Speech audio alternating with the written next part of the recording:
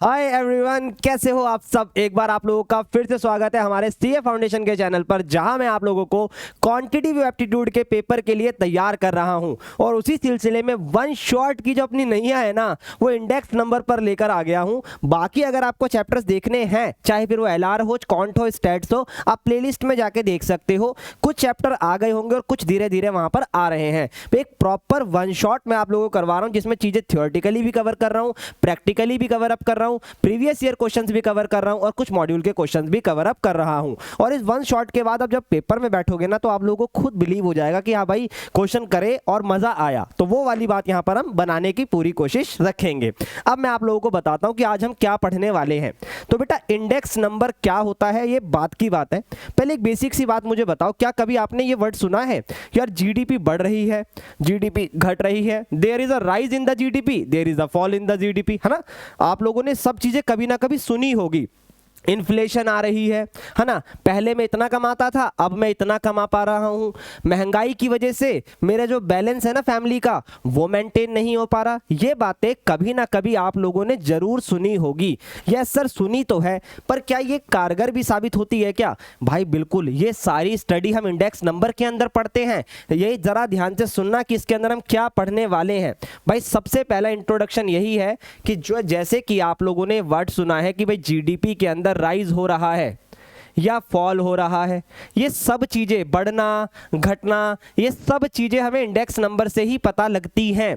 यानी index number हमें ये बता रहा है कि राइज और फॉल किस बेसिस पे हो रहा है। अच्छा, कोई भी चीज बढ़ी या घटी वो बिना कंपैरिजन के नहीं पता लग सकती, तो यहां पर हम चीजें कंपेयर भी करते हैं। अब आप लोगों ने कभी ना कभी अपनी इस डेली लाइफ के अंदर स्टॉक मार्केट के बारे में सुना होगा। स्टॉक मार्केट में आपने देखा होगा ईयर ऑन ईयर प्राइजेस में बहुत चेंजेस आते हैं, शेयर के प्राइजेस में बहुत चेंजेस आते हैं। तो वो सब भी तो यही बता रहे हैं, rise in the share price, fall in the share price. तो वो सब चीजें हम इसके अंदर डिस्कस करने वाले हैं कि उनका मीनिंग क्या होता है और वो कैसे काम करते हैं। बेसिक सी बात मैंने आपको बताई, इस पे आधे घंटे की बात मैं नहीं करने वाला, क्योंकि अभी समझ में नहीं आएगा। पर जैसे जैसे चीजें आगे बढ़ती जाएंगी तब आपको समझ में आएगा कि हम क्या बात कर रहे हैं। अब जैसे मैं अगर आपसे कहूं, बेसिक सी एक बात है कि स्टॉक मार्केट के अंदर, अगर आपको नहीं भी पता तो मैं बहुत बेसिक से बताता हूं, 5000 से ज़्यादा कंपनी लिस्टेड है, शायद इससे भी ज़्यादा कंपनी लिस्टेड है, क्योंकि आजकल बहुत सारी कंपनियां लिस्टेड होती जा रही है।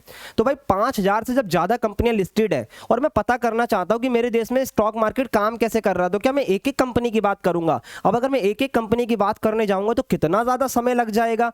तो इसीलिए हम इसमें सैंपल को उठाते हैं और उस सैंपल के बेसिस पर हम कंपेरिजन को करते हैं कि भाई क्या चीज़ हो रही है और क्या नहीं हो रही है। तो हम कुछ इस प्रकार का ग्रुप क्रिएट करते हैं जो सबका रिप्रेजेंटेटिव होता है।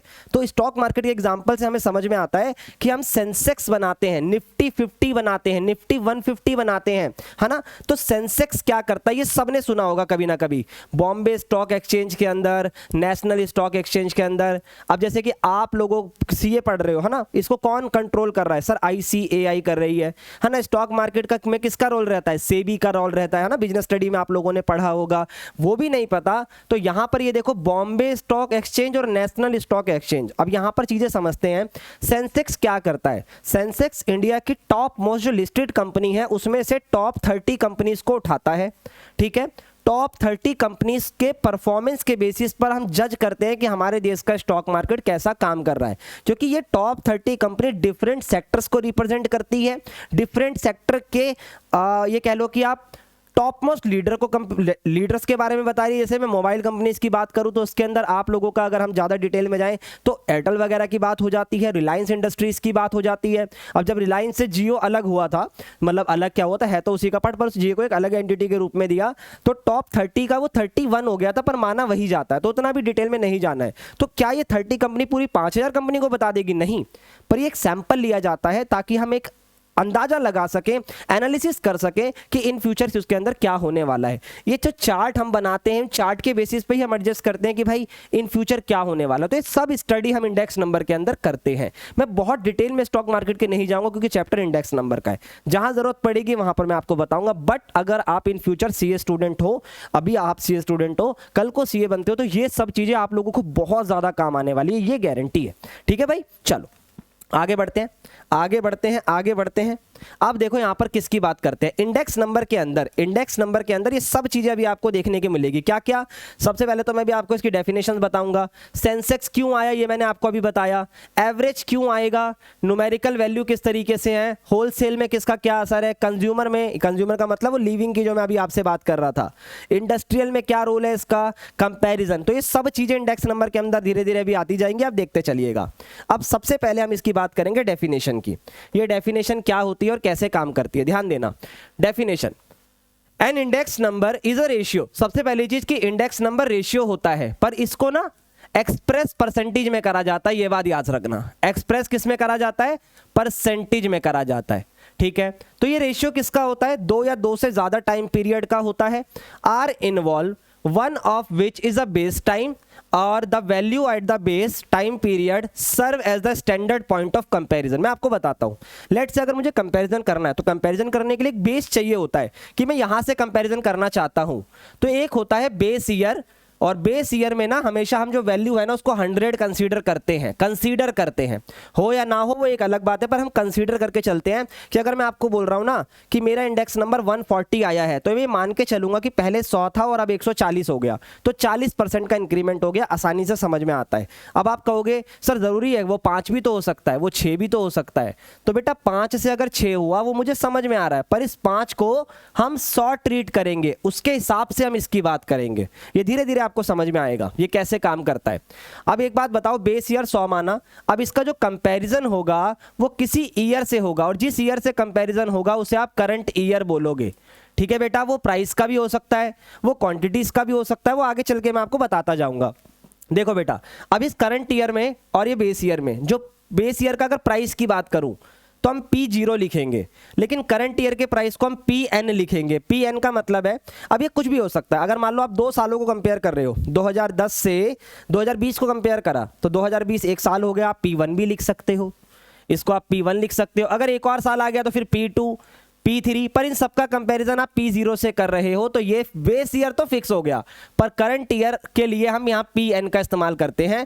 11वीं क्लास तक आपने P1 लिखा होगा, जो कि बहुत लाजमी था, पर यहाँ PN है क्योंकि चीजें बदलेंगी भी, है ना। P1, P2, P3 वो आएगा, पर आप याद रखना PN का मतलब करंट ईयर ही होता है, जिससे भी हम कंपेरिजन करने वाले हैं। सर एग्जाम्पल से बता दो, जैसे कि मानो कोई चीज, एक सेकेंड रुकना, हेलो हेलो, हाँ जी ठीक है, माइक ओके है।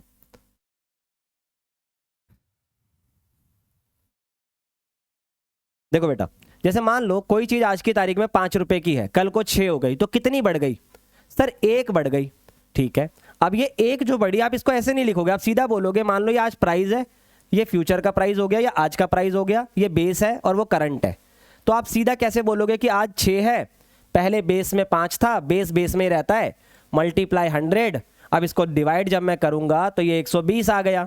अब इस 120 का पता है क्या मतलब है, यहां पर ये मतलब है कि अगर ये 100 था तो ये 120 हो गया, मतलब 20% की इन्फ्लेशन की बात हो गई, ऐसे आप ये कह सकते हो, 20% की बात हो गई। समझ में आई बात? यस, ये छोटी सी चीज हमें इसके अंदर समझनी थी। आ जाओ अब एक एक करके, यहां पे बहुत इंपॉर्टेंट लाइन है, ध्यान से सुनना।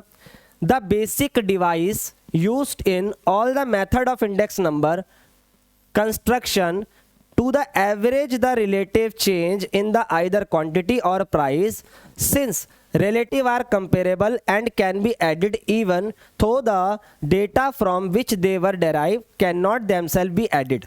भाई देखो, इस बात का एक सिंपल सा मतलब है कि यहाँ पर ना हम रिलेटिव चीज़ों को ज़्यादा फोकस करते हैं, जैसे कि आप मीन वगैरह के अंदर बातें करते थे ना, वही सब चीज़ें यहाँ पर भी सॉल्व होने वाली हैं।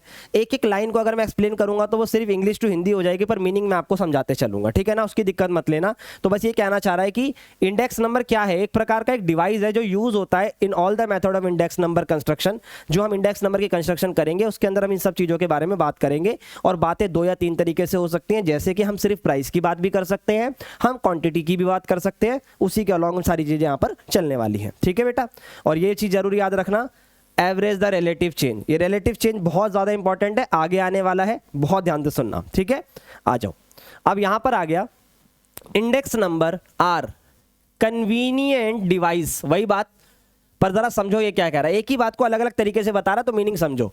Index number are the convenient device for measuring the relative change. अभी बताया था मैंने आपको कि क्या रिलेटिव चेंज उसके अंदर आ रहा है, और डिफरेंसेस या of differences from time to time from the place to place. अब ऐसा भी तो हो सकता है कि अगर मेरे को यहाँ पर मैगी 14 रुपए की मिल रही है, कल को 10 की मिलती थी, तो मेरा कंपैरिजन मेरी जगह पर 10 रुपए से 14 से हो गया। पर कहीं पर किसी और कंट्री के अंदर, किसी और शहर के अंदर ऐसा भी तो हो सकता है वो मैगी पहले 8 रुपए की मिलती हो और अब 10 की मिल रही हो, तो वहां की मैगी को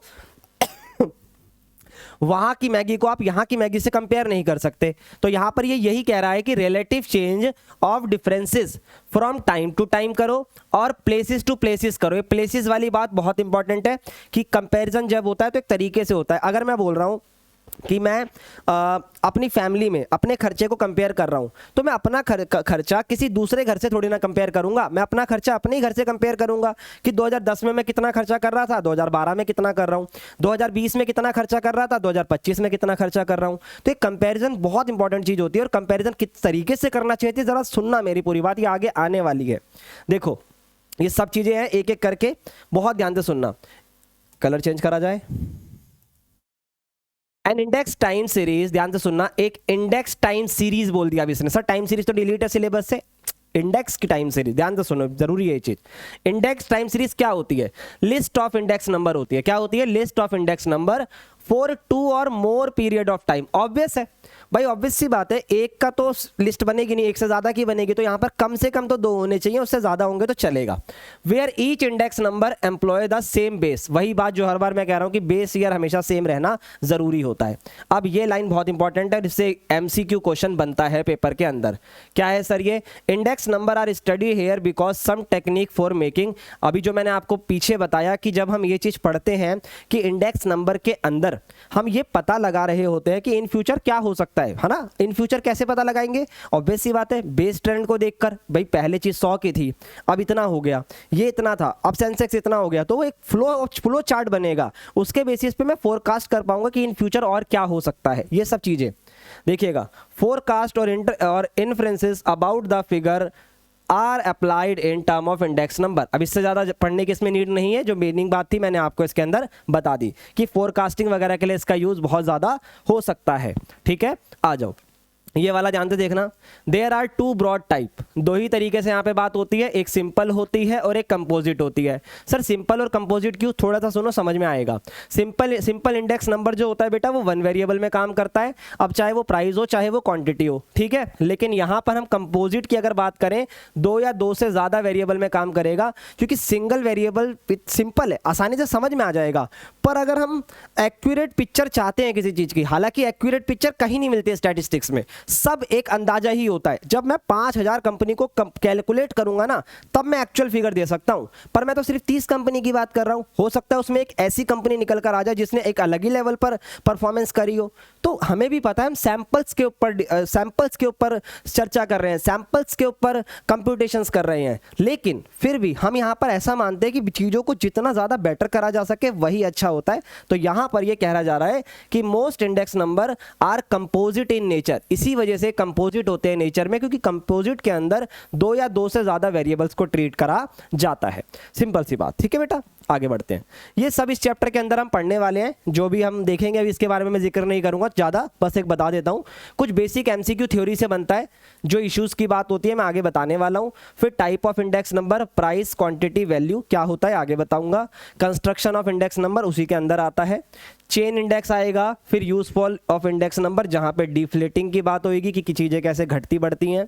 स्प्लाइस और आपका शिफ्टिंग भी इसी में आ जाएगा। शिफ्टिंग यहाँ लिखा नहीं है, मैं लिख देता हूं। इसके अलावा आपका जो चेन है, इसमें मैं आपको लिंक रिलेटिव भी पढ़ाऊंगा और चेन बेस इंडेक्स भी पढ़ाऊंगा और एडिक्वेसी टेस्ट पढ़ाऊंगा। इससे हर साल एमसीक्यू, यहाँ 2 चीज़ों से एमसीक्यू ज़रूर आता है, एक यहाँ से और आपका ये कंस्ट्रक्शन ऑफ इंडेक्स नंबर थे, ये 2 चीज़ों से ज़रूर आता है, याद रखना, ठीक है बेटा। चलो आगे बढ़ते हैं। अब इशू इन्वॉल्व को बहुत ध्यान से सुनना, ये बहुत इंपॉर्टेंट बात है। ये सबसे इंपॉर्टेंट बात क्यों है अभी आपको समझ में आ जाएगा। सबसे पहले है सिलेक्शन ऑफ डेटा। बेटा सिलेक्शन ऑफ डेटा बहुत ज़्यादा ज़रूरी है, क्योंकि देखो जरा बात को समझना, पहले पढ़ो। It is important to understand the purpose for which the index is use. अब आप किस पर्पस के लिए उस इंडेक्स नंबर को बना रहे हो, किस पर्पस से उसे एनालाइज कर रहे हो, वो पर्पस आपको पता होना चाहिए। आपको पर्पस ही नहीं पता और आपने कुछ भी सिलेक्ट कर आ गए तो वो हमेशा गलत डायरेक्शन ही देगा आपको। वही चीज, index number are often constructed from the sample, जैसा कि अभी मैंने आपको पीछे बताया था कि ये सैंपल में से लिया जाता है, इसीलिए सिलेक्शन ऑफ डेटा करना बहुत ज्यादा ऑब्वियस और जरूरी हो जाता है। आगे, it is necessary to ensure that it is a representative, जैसे कि अगर मैं अभी स्टॉक मार्केट की ही बात करूं तो स्टॉक मार्केट में 5000 से ज्यादा कंपनियां हैं, तो लेकिन उसमें से मैंने सिर्फ 30 कंपनीज को उनका रिप्रेजेंटेटिव बनाया। अब मैंने 30 कंपनी को उसका अगर रिप्रेजेंटेटिव बनाया जिसे मैं सेंसेक्स बोलता हूं, तो बेटा सोचो कितना तगड़ा एनालिसिस रहा होगा कि वो 30 कंपनियां उन सबको रिप्रेजेंट कर पाए। मैंने क्या कहा था, वो 30 कंपनियां इंडिया में चलने वाले डिफरेंट सेक्टर से उठाई जाती हैं, चाहे फिर वो टेलीकॉम हो, है ना, चाहे वो इंडस्ट्री हो, मतलब अब ज्यादा डिटेल में नहीं जा रहा हूं, इसके बेसिक से एक बात बता रहा हूं, हर एक सेक्टर को कवर करती है। क्यों करती है वो कवर? लॉजिक से सामने है आपके, सिंपल सी बात है, ठीक है भाई। इसीलिए इसको करा जाता है ताकि वो सबका रिप्रेजेंटेटिव बने और सिलेक्शन ऑफ डेटा जितना अच्छा होगा, इंडेक्स नंबर का एनालिसिस उतना आपके सामने बढ़िया तरीके से आएगा। तो ये एक इशू है, अगर आपने गलत तरीके का डेटा ले लिया तो ऑब्वियस सी बात है यार, चीजें गलत ही जाएंगी।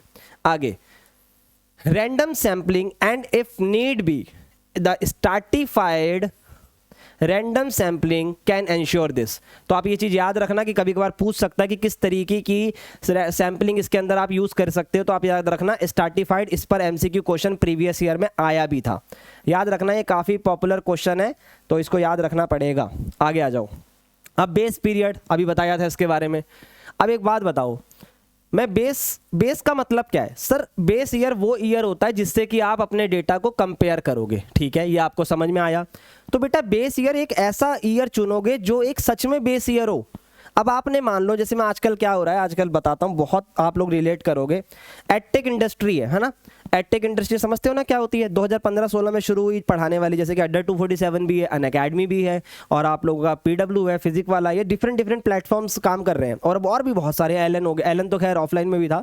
ये सब लोग जो है, अगर 2015-16 में देखो और फिर एकदम से 2020 आया, फिर एकदम से अब 2024-25 चल रहा है, तो आप अगर इनका ग्राफ देखोगे ना तो पहले ठीक था, फिर एकदम से बहुत चला और फिर आप वापस नॉर्मल आ गया।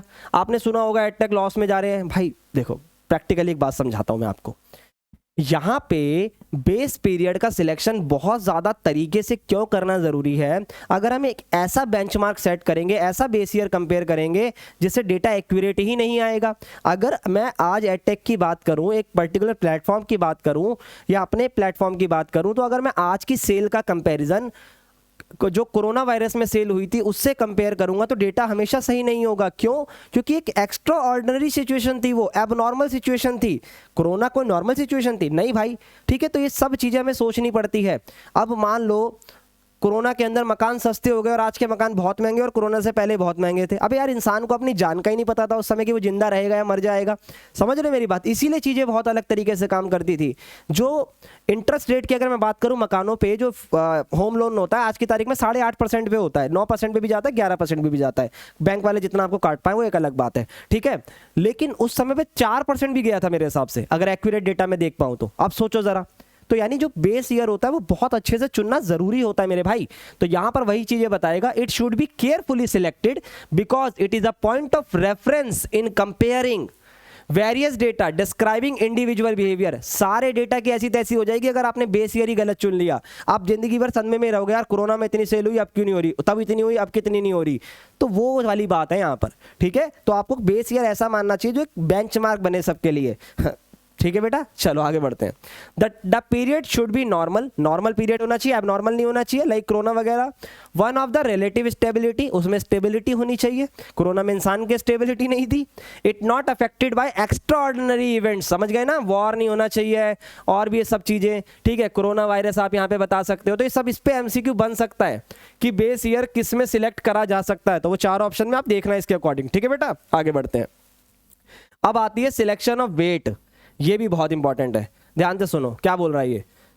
सिलेक्शन ऑफ वेट करने का मतलब है यहां पर आप ये समझ लो क्वांटिटी की यहां पे बात कर रहा है। कैसे? देखो, it is necessary to the point out that each variable involve in composite index number should have a reasonable influence on the index, due consideration should be given in the relative importance of each variable which relate to the purpose for which the index is to be use. For example, ध्यान से सुनना, in the consumption of cost of living index. अब एक बात बताओ, अगर मैं cost of living index बनाता हूँ, समझना ज़रा ये क्या होता है, आपको नहीं पता, मैं बेसिक तरीके से बताता हूँ। कॉस्ट ऑफ लिविंग इंडेक्स का बस इतना सा मतलब है कि मैं अपनी दिनचर्या, अपनी जो लाइफ है उसमें स्टैंडर्ड ऑफ लिविंग में क्या जी रहा हूँ, ठीक है। अगर मैं एक कॉस्ट ऑफ लिविंग बनाते समय शुगर का कंपैरिजन करूँ, नमक का कंपैरिजन करूँ, तो ये सही नहीं होगा। क्यों नहीं सही होगा, मैं आपको बताता हूँ। ध्यान से देखो इधर क्यों बोल रहा है, sugar can not be given the same importance as the cereals. अब इस बात को जरा समझो, मेरी इंग्लिश में मत जाना, थोड़ी सी खराब है, मैथ पूरी सही है, तो लॉजिक समझो मैं क्या कहना चाहता हूँ। बेटा कॉस्ट ऑफ लिविंग इंडेक्स की अगर मैं बात कर रहा हूँ, तो शुगर को क्यों नहीं उतना वैल्यूआइज करा जाएगा या वैल्यू दिया जाएगा, क्योंकि बेटा कुछ चीज़ें नेसेसरी होती हैं। अब जैसे नमक की बात कर लो, है ना, पैराडॉक्स आप लोगों ने सुना होगा, वो वाला नहीं बोला मेरे बोला वो वाला पैराडॉक्स नहीं, पैराडॉक्स तो सॉन्ग गाता है ना भाई। पैराडॉक्स का मतलब यहाँ पर होता है कि कुछ चीज़ें एक्सेप्शंस पे काम करती हैं, ठीक है, तो वो वाली बात यहाँ पर आती है। तो यहाँ पर जो वेट है ना, वो बड़ा सोच समझ के लेना चाहिए आपको। अब जैसे एग है, आप एक एग की तुलना 5 किलो आटे से थोड़ी ना कर दोगे, वो तो ज़्यादा ही दिखेगा। कंपैरिजन का जो बेस है, जो वेट है ना, वो बड़ा सही तरीके से सिलेक्ट करना होता है, ये चीज़ आपको याद रखनी है। तो यहाँ पर शुगर को उतनी इंपॉर्टेंस नहीं मिलनी चाहिए। ये यहाँ से एमसीक्यू बन सकता है कि कॉस्ट ऑफ लिविंग में इनमें से किसको ज़्यादा इंपॉर्टेंस दी जा सकती है और किसको नहीं, तो ये चीज़ आपके सामने समझ में आएगी। जो नेसेसरी की चीज़ है वो एक अलग तरीके से काम करती है। ओके, आगे बढ़ते हैं। देखो बेटा, यूजेस ऑफ एवरेज, जैसे कि अभी मैंने आपको बताया था कि ये सब मीन की तरह ही काम करता है। मीन क्या होता है वो पढ़ते थे ना, अरिथमेटिक मीन, ज्योमेट्रिक मीन, तो ये इंडेक्स नंबर भी उसी तरीके से चलेगा। देखना आप, since we have to arrive at a single index number, ठीक है, summarize a large amount of information, it is easy to realize that average plays an important role in computing the index number। Sir average important role कैसे play करता है? बेटा अगर आप 4 item की बात करो, ठीक है, तो 4 आइटम में एक मान लो एग है जिसमें आपने 1 एग लिया, ऑयल में आपने 2 kg ले लिया, ठीक है, आटे में आपने 10 kg ले लिया, तो ये डिफरेंट तरीके से काम करता है। तो इसीलिए हम यहाँ पर इनका एवरेज निकालते हैं। तो एवरेज भी बहुत एक्यूरेट नहीं हो सकता, हमें पता है ये बात, लेकिन एवरेज एटलीस्ट ये तो बताएगा कि हाँ भाई कौन सा डेटा यहाँ पर एक कंपेरेटिवली बेसिस पे दिख रहा है। सर मतलब देखो, अगर मैं सिर्फ एग की बात करूँ, ऑयल की बात करूँ और मैं बोलूँ ये 400 था और अब 450 हो गया, तो एक मज़ा सा नहीं आएगा डेटा में। तो एवरेज ये बताएगा कि अगर ये 400 की जगह 100 है तो ये 450 112.5 हो जाएगा।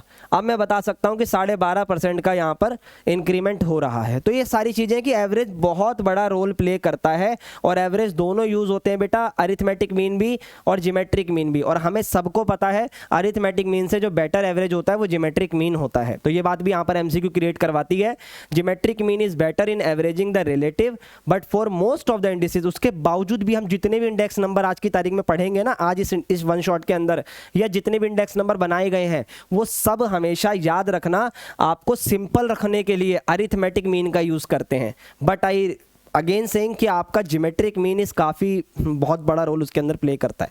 लेकिन ज्योमेट्रिक मीन अच्छा माना जाता है, बट ज़्यादा इंडेक्स नंबर किस पे बने हैं? अरिथमेटिक मीन पे, याद रखना। चॉइसेस ऑफ द वेरिएबल, ये भी बहुत इंपॉर्टेंट बात है। Index number are constructed with regard to the price और क्वांटिटी और on any other major.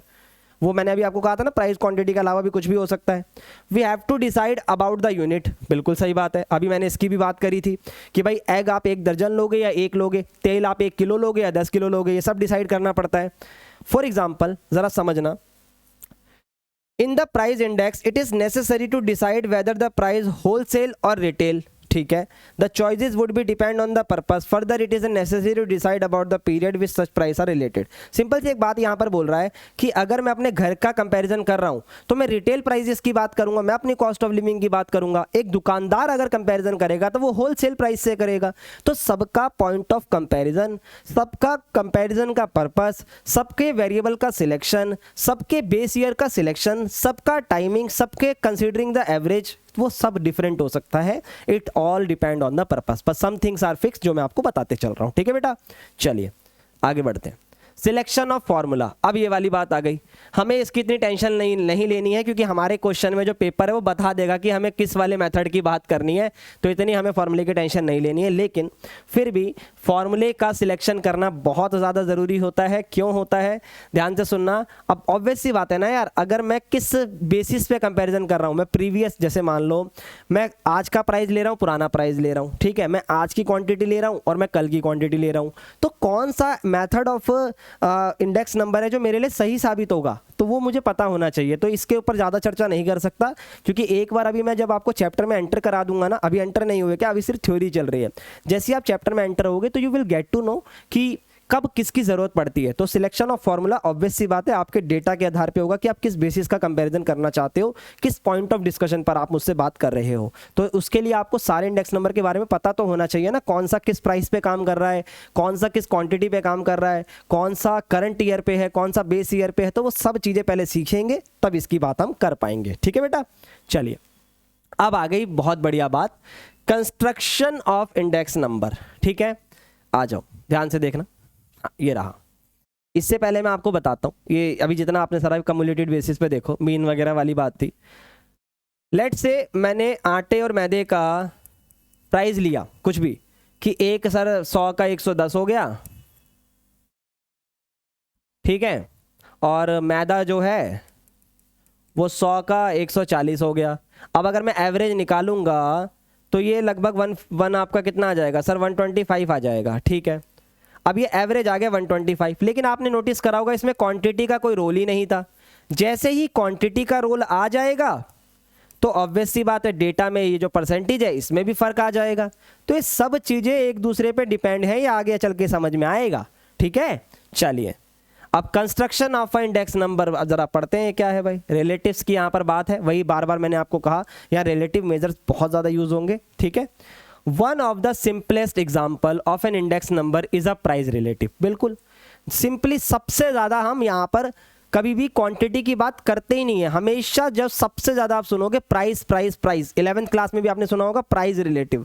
Price इतना ज़्यादा क्यों यूज़ होता है, क्योंकि कभी आप दुकान पे जाओ तो आप कभी ये नोटिस नहीं करते कि पहले मैं 10 किलो चीज़ें खरीदता था, अब मैं 5 किलो खरीदने लगा हूँ, पहले मैं 12 किलो खरीदता था, अब मैं 15 किलो खरीदने लगा हूँ। कभी कोई इस बात पर ध्यान नहीं देता। सब पता है किस पे ध्यान देते हैं, यार पहले यार 100 रुपये किलो था, यार आज की तारीख में 120 रुपये किलो हो गया। सोच के देखो आप, सबसे पहले दिमाग में क्या क्लिक करता है, सोचो सर, प्राइस क्लिक करता है। यार मोमोज पहले 10 के 5 मिलते थे, अब तो 40 का एक भी आने लगा है। मतलब ऑब्वियस सी बात है, समझ रहे हो ना मेरी बात, डिपेंड करता है कि मोमोज का साइज़ क्या है। तो वो वाली चीज़ है यहाँ पे। तो वही चीज़ आ गई ना, कंपैरिजन ऑफ पॉइंट। मोमोज भी तो कंपेयर हो रहे हैं ना, कौन सा मोमोज किससे कंपेयर होगा। आप एक स्ट्रीट मोमोज को एक बड़ी दुकान के मोमोज से कंपेयर नहीं कर सकते। उसके मोमोज का साइज़ बड़ा है, उसके पनीर अच्छा है, उसकी फिलिंग अच्छी है, समझ रहे हो। तो उसका मोमोज उसी से कंपेयर होगा और दूसरे का मोमोज दूसरे से कंपेयर होगा। तो यहाँ पर सिलेक्शन बहुत इंपॉर्टेंट रोल प्ले कर रहा है, आपको समझ में आ रहा होगा। चलो यहाँ पर समझ में आ गया ये सब क्या है, ज़रा मैं आगे आपको बताते चलता हूँ। ये सारी चीज़ें पढ़ोगे तो आपको ऐसे चीज़ें समझ में नहीं आएगी। रुक जाओ, पहले कंस्ट्रक्शन ऑफ इंडेक्स नंबर ज़रा सुनो, आ जाओ। देखो बेटा, सबसे पहले आपका आता है प्राइस इंडेक्स। बेसिक सी बात है, प्राइस इंडेक्स का मतलब हो गया P01। अब एक एक करके समझना बेटा। 0 का मतलब यहाँ पे बेस ईयर की बात होती है, और याद रखना बेस ईयर को कुछ नहीं पता तो 100 कंसीडर करते हैं, और जिसको हम 1 लिखते हैं बेटा वो करंट ईयर की बात होती है। ठीक है, अब यहाँ पर मैंने 1 लिखा तो यहाँ पे ऊपर आएगा आपका, अभी सिग्मा की बात ही नहीं करते, P1 upon P0। Current year का कंपैरिजन बेस ईयर से हो जाएगा। इसी को अगर मैं P0N लिख दूं, N का मतलब मुझे नहीं पता कि किस ईयर की बात होने वाली है, बट वो होगी, तो ऊपर Pn आएगा, नीचे P0 आएगा। कुछ इस तरीके से चीज़ें इसके अंदर चलने वाली है। ठीक है, सेम ऐसे ही अगर मैं प्राइस की जगह क्वांटिटी का इंडेक्स नंबर निकालूं, क्योंकि सही मायने में तो वो भी एक कंपेरेबल चीज़ है, लेकिन हम करते नहीं हैं। तो यहाँ पे क्वांटिटी का आएगा Q01, ठीक है, और ऊपर आएगा Q1 और नीचे आएगा Q0। वही अगर सारी चीज़ें यहाँ पर सेम है, ये वाली बात। ठीक है, इसी प्रकार से वैल्यू इंडेक्स भी हो सकता है। वैल्यू इंडेक्स में वैल्यू ऊपर आ जाएगी और इसकी वैल्यू नीचे आ जाएगी। ठीक है बेटा, अब ये वैल्यू इंडेक्स क्या होता है, जिसको नहीं पता बहुत आसानी से बताता हूँ, ध्यान से सुनना। वैल्यू बेटा, वैल्यू का मतलब होता है जब हम प्राइस और क्वांटिटी को मल्टीप्लाई कर दें। ठीक है, तो ये कुछ इस तरीके से काम करेगा, P1 और Q1, क्योंकि 1 की बात हो रही है, नीचे ये बात करेगा P0 और Q0 की। ये छोटी छोटी चीज़ें याद रखना, वैल्यू का मतलब ये होता है। क्लियर है ये बात? बेसिक सा एक मीनिंग था कि प्राइस में प्राइस की बात होगी, क्वांटिटी में क्वांटिटीज की बात होगी, वैल्यू में price into quantity, total expenditure की बात होगी। इसको आप एक्सपेंडिचर भी बोल सकते हो क्योंकि ये आपका एक्सपेंस है। ठीक है बेटा, चलिए बहुत बढ़िया, आगे बढ़ते हैं। अब यहां पर कुछ पॉइंट आया है कि अगर सक्सेसिव प्राइस आ रहे हैं तो दो चीजें होती हैं बेटा, एक होता है लिंक रिलेटिव, ये एमसीक्यू क्वेश्चन बनाएगा आपका यहां से, ठीक है। एक होता है लिंक रिलेटिव, एक होता है चेन बेस इंडेक्स, जिसको हम सीबीआई बोलते हैं, चेन रिलेटिव भी बोल सकते हो आप इसे। ध्यान से सुनना, इसमें क्या होता है बेटा कि जो सक्सेसिव प्राइस होता है या क्वांटिटी होती है, याद रखना है किस तरीके से काम करती है। जैसे कि मैं P1 को P0 से कंपेयर करता हूं, और अगर P2 को फिर P1 से कंपेयर करता हूं, लेकिन P3 को मैं P2 से कंपेयर करता हूं। ये आगे जाके और डिटेल में आएगा भी, मैं बस आपको बेसिक बताते चल रहा हूं। ये ऐसे कंपेयर होते जा रहा है, ध्यान से देखो, ये हो रहा है ना कंपेयर 1 0 से 2 1 से, तो इस वाली चीज को बेटा लिंक रिलेटिव बोला जाता है। तो पेपर में एमसीक्यू आ सकता है कि which of the following is link relative, या ऐसे भी आ सकता है कि अगर सक्सेसिव ईयर को कंपेयर करा जाता है तो वो किस प्रकार का रिलेटिव होता है। तो ऑप्शन में लिंक रिलेटिव आपको बताना है। पढ़ लेते हैं क्या बोल रहा है। व्हेन सक्सेसिव प्राइस, अब ये प्राइस की जगह क्वांटिटी भी हो सकती है, ठीक है, are taken the relative are called the link relative. समझ में आ गया? ये रिलेटिव जो इसके अंदर बन रहा है वो लिंक रिलेटिव होगा, ठीक है। अच्छा, इसी प्रकार अगर ऊपर कोई भी प्राइस आ जाए, चाहे P1 आ जाए, चाहे P2 आ जाए, चाहे P3 आ जाए, चाहे P4 आ जाए, चाहे कुछ भी आ जाए, अगर इन सब के डिवाइड में हमेशा P0 ही रहे, क्या रहे? P0 ही रहे, तो उस वाले को हम चेन रिलेटिव या चेन बेस बोल सकते हैं। सर मतलब, आओ डेटा पढ़ो। When the above relative are in respect to the fix base period, fix base समझ रहे हो ना, एक फिक्स बेस हो गया सबका, are also called the chain relative, तो उसे हम चेन रिलेटिव बोलते हैं। With respect to this base और the relative change to the fix base, relative change to the fix base. तो यहां पर जब फिक्स बेस की बात आएगी तो वो चेन रिलेटिव की तरह आपके काम करेगा। ये हम आगे अभी सीखने वाले हैं, ठीक है, इसको याद रखना। ओके बेटा, चलिए, तो दो चीजें आप लोगों को समझ में आ गई, चेन क्या होता है, फिक्स क्या होता है, ठीक है। सॉरी चेन और फिक्स एक साथ समझ में आ गया, और लिंक रिलेटिव अलग से समझ में आ गया।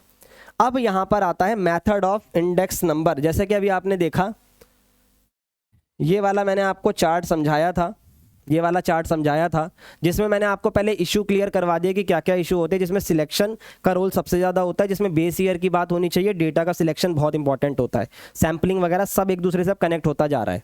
फिर टाइप ऑफ इंडेक्स नंबर मैंने आपको बता दिया क्या क्या हो सकते हैं, आगे इसके बारे में डिटेल और देने वाला हूँ। अब कंस्ट्रक्शन ऑफ इंडेक्स नंबर आ रहे हैं, सबसे ज़्यादा ये इंपॉर्टेंट है क्योंकि इस पर क्वेश्चन पेपर में बतेरा बनता है, बहुत सारे क्वेश्चन बनते हैं। हमारे भाषा में जब बहुत सारा बोलना होता है तो हम बोलते हैं भतेरा, ठीक है ना। चलो, तो दो प्रकार से यहाँ मेथड होते हैं बेटा। सबसे पहला होता है सिंपल और दूसरा होता है वेटेड। सिंपल और वेटेड, तो सिंपल में भी दो होते हैं, एग्रीगेटिव और रिलेटिव। तो सिंपल एग्रीगेटिव और सिंपल प्राइस रिलेटिव, याद रखना, सिंपल प्राइस एग्रीगेटिव या सिंपल प्राइस रिलेटिव। फिर ऐसे ही वेटेड एग्रीगेटिव, ये सबसे ज़्यादा इंपॉर्टेंट है, सबसे ज़्यादा इंपॉर्टेंट यही है। और फिर वेटेड रिलेटिव, ये सारे मेजर हमारे सामने नाम है, एक एक करके सबको सीखते हुए हम आगे बढ़ते हैं। तो सबसे पहले मैं आपको आज सिखाने वाला हूं सिंपल एग्रीगेटिव मेथड क्या होता है। तो देखो बेटा, सबसे पहले अगर मैं कुछ आइटम्स की बात करूं, ठीक है, लेट्स से मैंने यहां पर बोल दिया ए बी, ABC में मज़ा नहीं आएगा, है ना। यहां पर बात कर दी लेट्स से ऑयल की, फिर हमने बात कर दी एग की, फिर हमने बात कर दी फ्रूट्स की। जस्ट ऐसे ही, एग हमने मान लो 1 लिया, फ्रूट्स हमने 1 kg में लिया, और ऑयल हमने लीटर में लिया, ठीक है। अब ज़रा समझना, यहाँ इनका प्राइस है 2010 में और ये आपका 2014 में।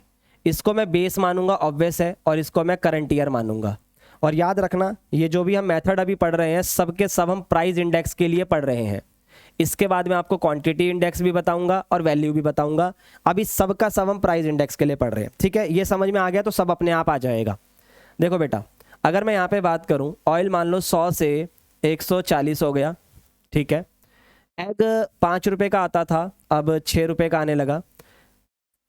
फ्रूट 120 रुपये किलो थे और अब 150 रुपये किलो हो गए, ठीक है। तो आप मुझे बताओ कि what is the price index number. तो मैंने लिखा P01।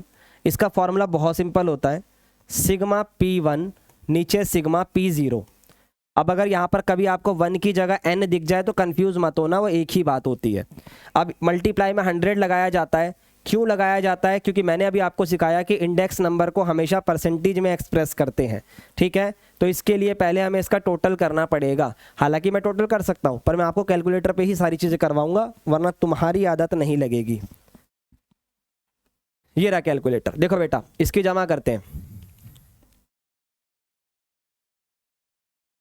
100, 5, 120, ये बेटा 225 आ रहा है, 140, 6 और 150, ये 296 आ रहा है। तो बेटा P1 का जो टोटल है, यानी ये P0 है और ये P1 है, ठीक है। P1 क्यों हुआ सर? क्योंकि बेटा करंट ईयर का प्राइस है। ये 296 आ रहा है और ये 225 आ रहा है। अब ज़रा इसको सॉल्व करते हैं, ज़रा देखना। 296 डिवाइडेड बाय 225,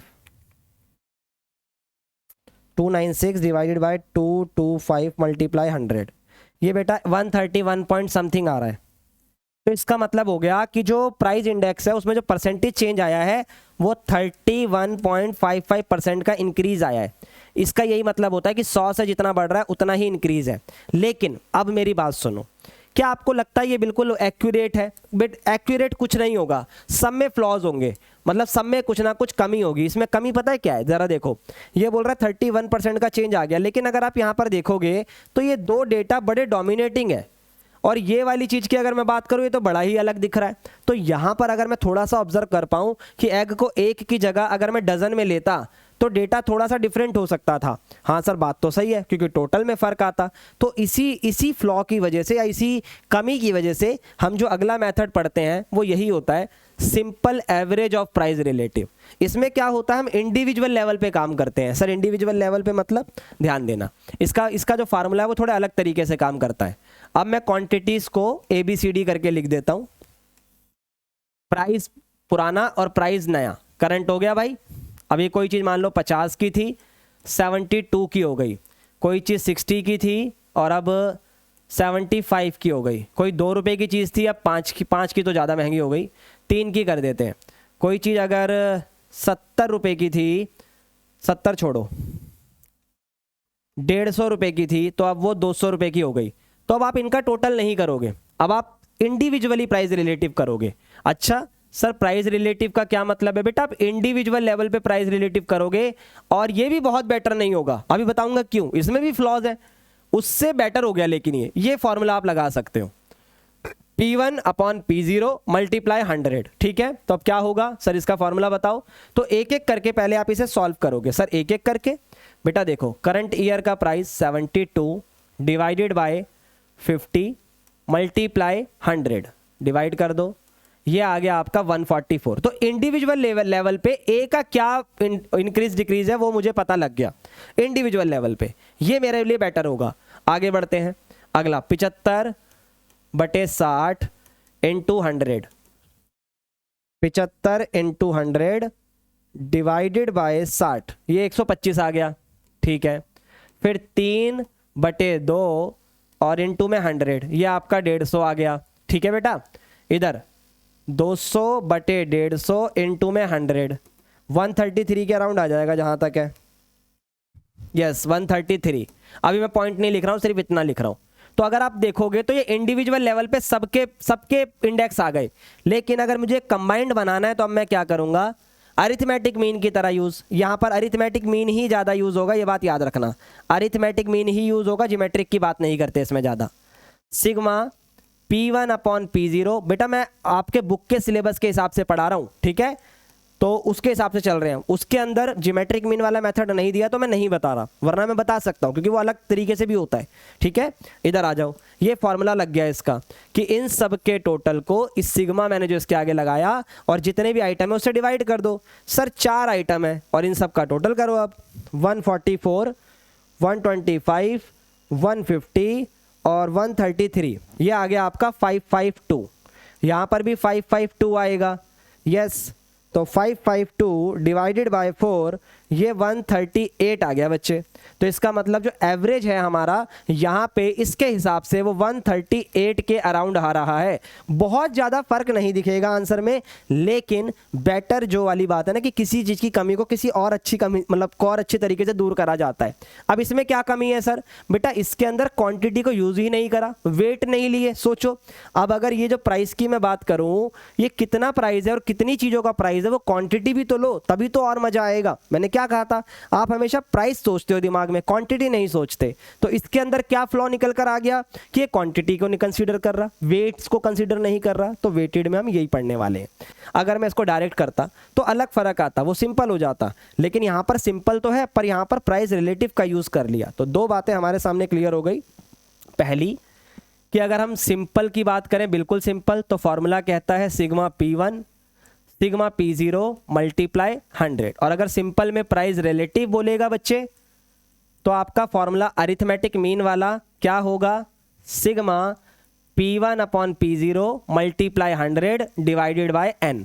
ठीक है, ये दो चीज़ें अभी तक आपको समझ में आ गई होगी, मेरे हिसाब से बिल्कुल सॉर्टेड है। ठीक है, चलो बहुत बढ़िया। अब मैं आपको पढ़ाने वाला हूं बेटा वेटेड मेथड। ये क्या होता है ध्यान से सुनना, वही चीज बोलेगा जो मैंने अभी आपको बताई। To meet the weakness of the simple और अनवेटेड, जो अभी आपने पढ़ा उसमें वेट नहीं लिया था। अनवेटेड मेथड, उसकी वीकनेस क्या थी, we weight the price of each community, ठीक है, by the suitable factor often taken as the quantity. उसकी वीकनेस थी कि वो क्वांटिटी कंसीडर नहीं कर रहा था। तो यहां पर अब क्वांटिटी की बात होगी या वॉल्यूम ऑफ द कमोडिटी, क्या बिची है क्या बेची गई है, इन सब चीजों में बात होगी। तो ओवरऑल ये हो गया कि यहां आप क्वांटिटी को कंसीडर करा जाएगा। अब बच्चा बोलता है सर कौन सी क्वांटिटी को कंसीडर करा जाएगा? मेरी बात सुनो, आप इतने सारे राइटर्स का नाम क्यों सुनते हो या इतने सारे मैथमेटिशियन का नाम क्यों सुनते हो? किसी ने कुछ निकाला, उसमें उसने फ्लॉ ढूंढा, यार ये ऐसे भी हो सकता है, यार ये ऐसे भी हो सकता है, इसमें ये कमी है, तो इसीलिए तो वो चीज़ें बेटर करी गई। किसी ने ऐसा कहा, किसी ने बोला ऐसे भी कर सकते हैं, किसी ने बोला नहीं नहीं ऐसे भी कर सकते हैं। तो ये वाली बात है। ठीक है बेटा, आ जाओ।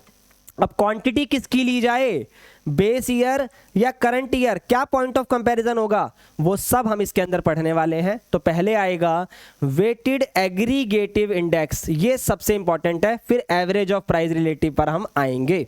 ठीक है बेटा, अब आ जाओ वेटेड एवरेज पर। तो बेटा सबसे पहले हमारे सामने जो आने वाला है, फिर हम इकट्ठा सब कुछ पढ़ेंगे, ध्यान से सुनना, बहुत ध्यान से सुनना।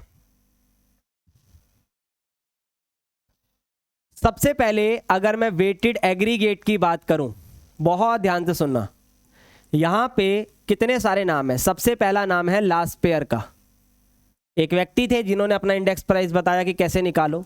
फिर बात होगी पाश्चे की, लास्ट पेयर और पाश्चे के जाते ही एक व्यक्ति और आया फिशर, फिशर के बाद एक और व्यक्ति आया martial and Edgeworth, martial and Edgeworth, एक और व्यक्ति आया। ये ना मैंने आपके मॉड्यूल में इस वाले राइटर का ना क्वेश्चन का बस एक क्वेश्चन देखा था, इसलिए मैं आपको इसके बारे में सिखाऊंगा, अन्यथा इसको सिखाने का कोई सेंस नहीं था। सिलेबस में तो नहीं लिखा था, बट वही है कि इन केस अगर आ जाए तो आप कंफ्यूज ना हो। डॉर्बिश एंड बाउले, डॉर्बिश एंड बाउले, ठीक है। और लास्ट में एक कैली भी आता है जो हमें नहीं पढ़ना, ये कहीं से कहीं तक भी नहीं दिख रहा सिलेबस में। ठीक है बेटा, तो ये हो गया आपका कैली। ठीक है, तो ये सारे नाम हम इसके अंदर एक एक करके पढ़ने वाले, नाम याद कर लो, लास्पेयर, पाश्चे, फिशर, मार्शल एजवर्थ, डॉर्बिश बाउले, चार तो बिल्कुल खा जाओ, ये सबसे ज़्यादा यूज होते हैं। एक एक करके सबकी डिटेलिंग देने वाला हूँ, एक एक करके। और याद रहे वेटेड पढ़ो चाहे कुछ पढ़ो, पढ़ आप प्राइस इंडेक्स ही रहे हो, ये बात याद रखना। सबसे पहले बात होगी बेटा लास्ट पेयर की। लास्ट पेयर का फॉर्मूला समझने से पहले ध्यान से सुनना, लास्ट पेयर का फॉर्मूला समझने से पहले कुछ चीजें दिमाग में फिक्स करो। सर क्या? कि बेटा ये बेस ईयर की क्वांटिटी पे काम करता है, ये बेस ईयर की क्वांटिटी पे काम करता है। सर कैसे?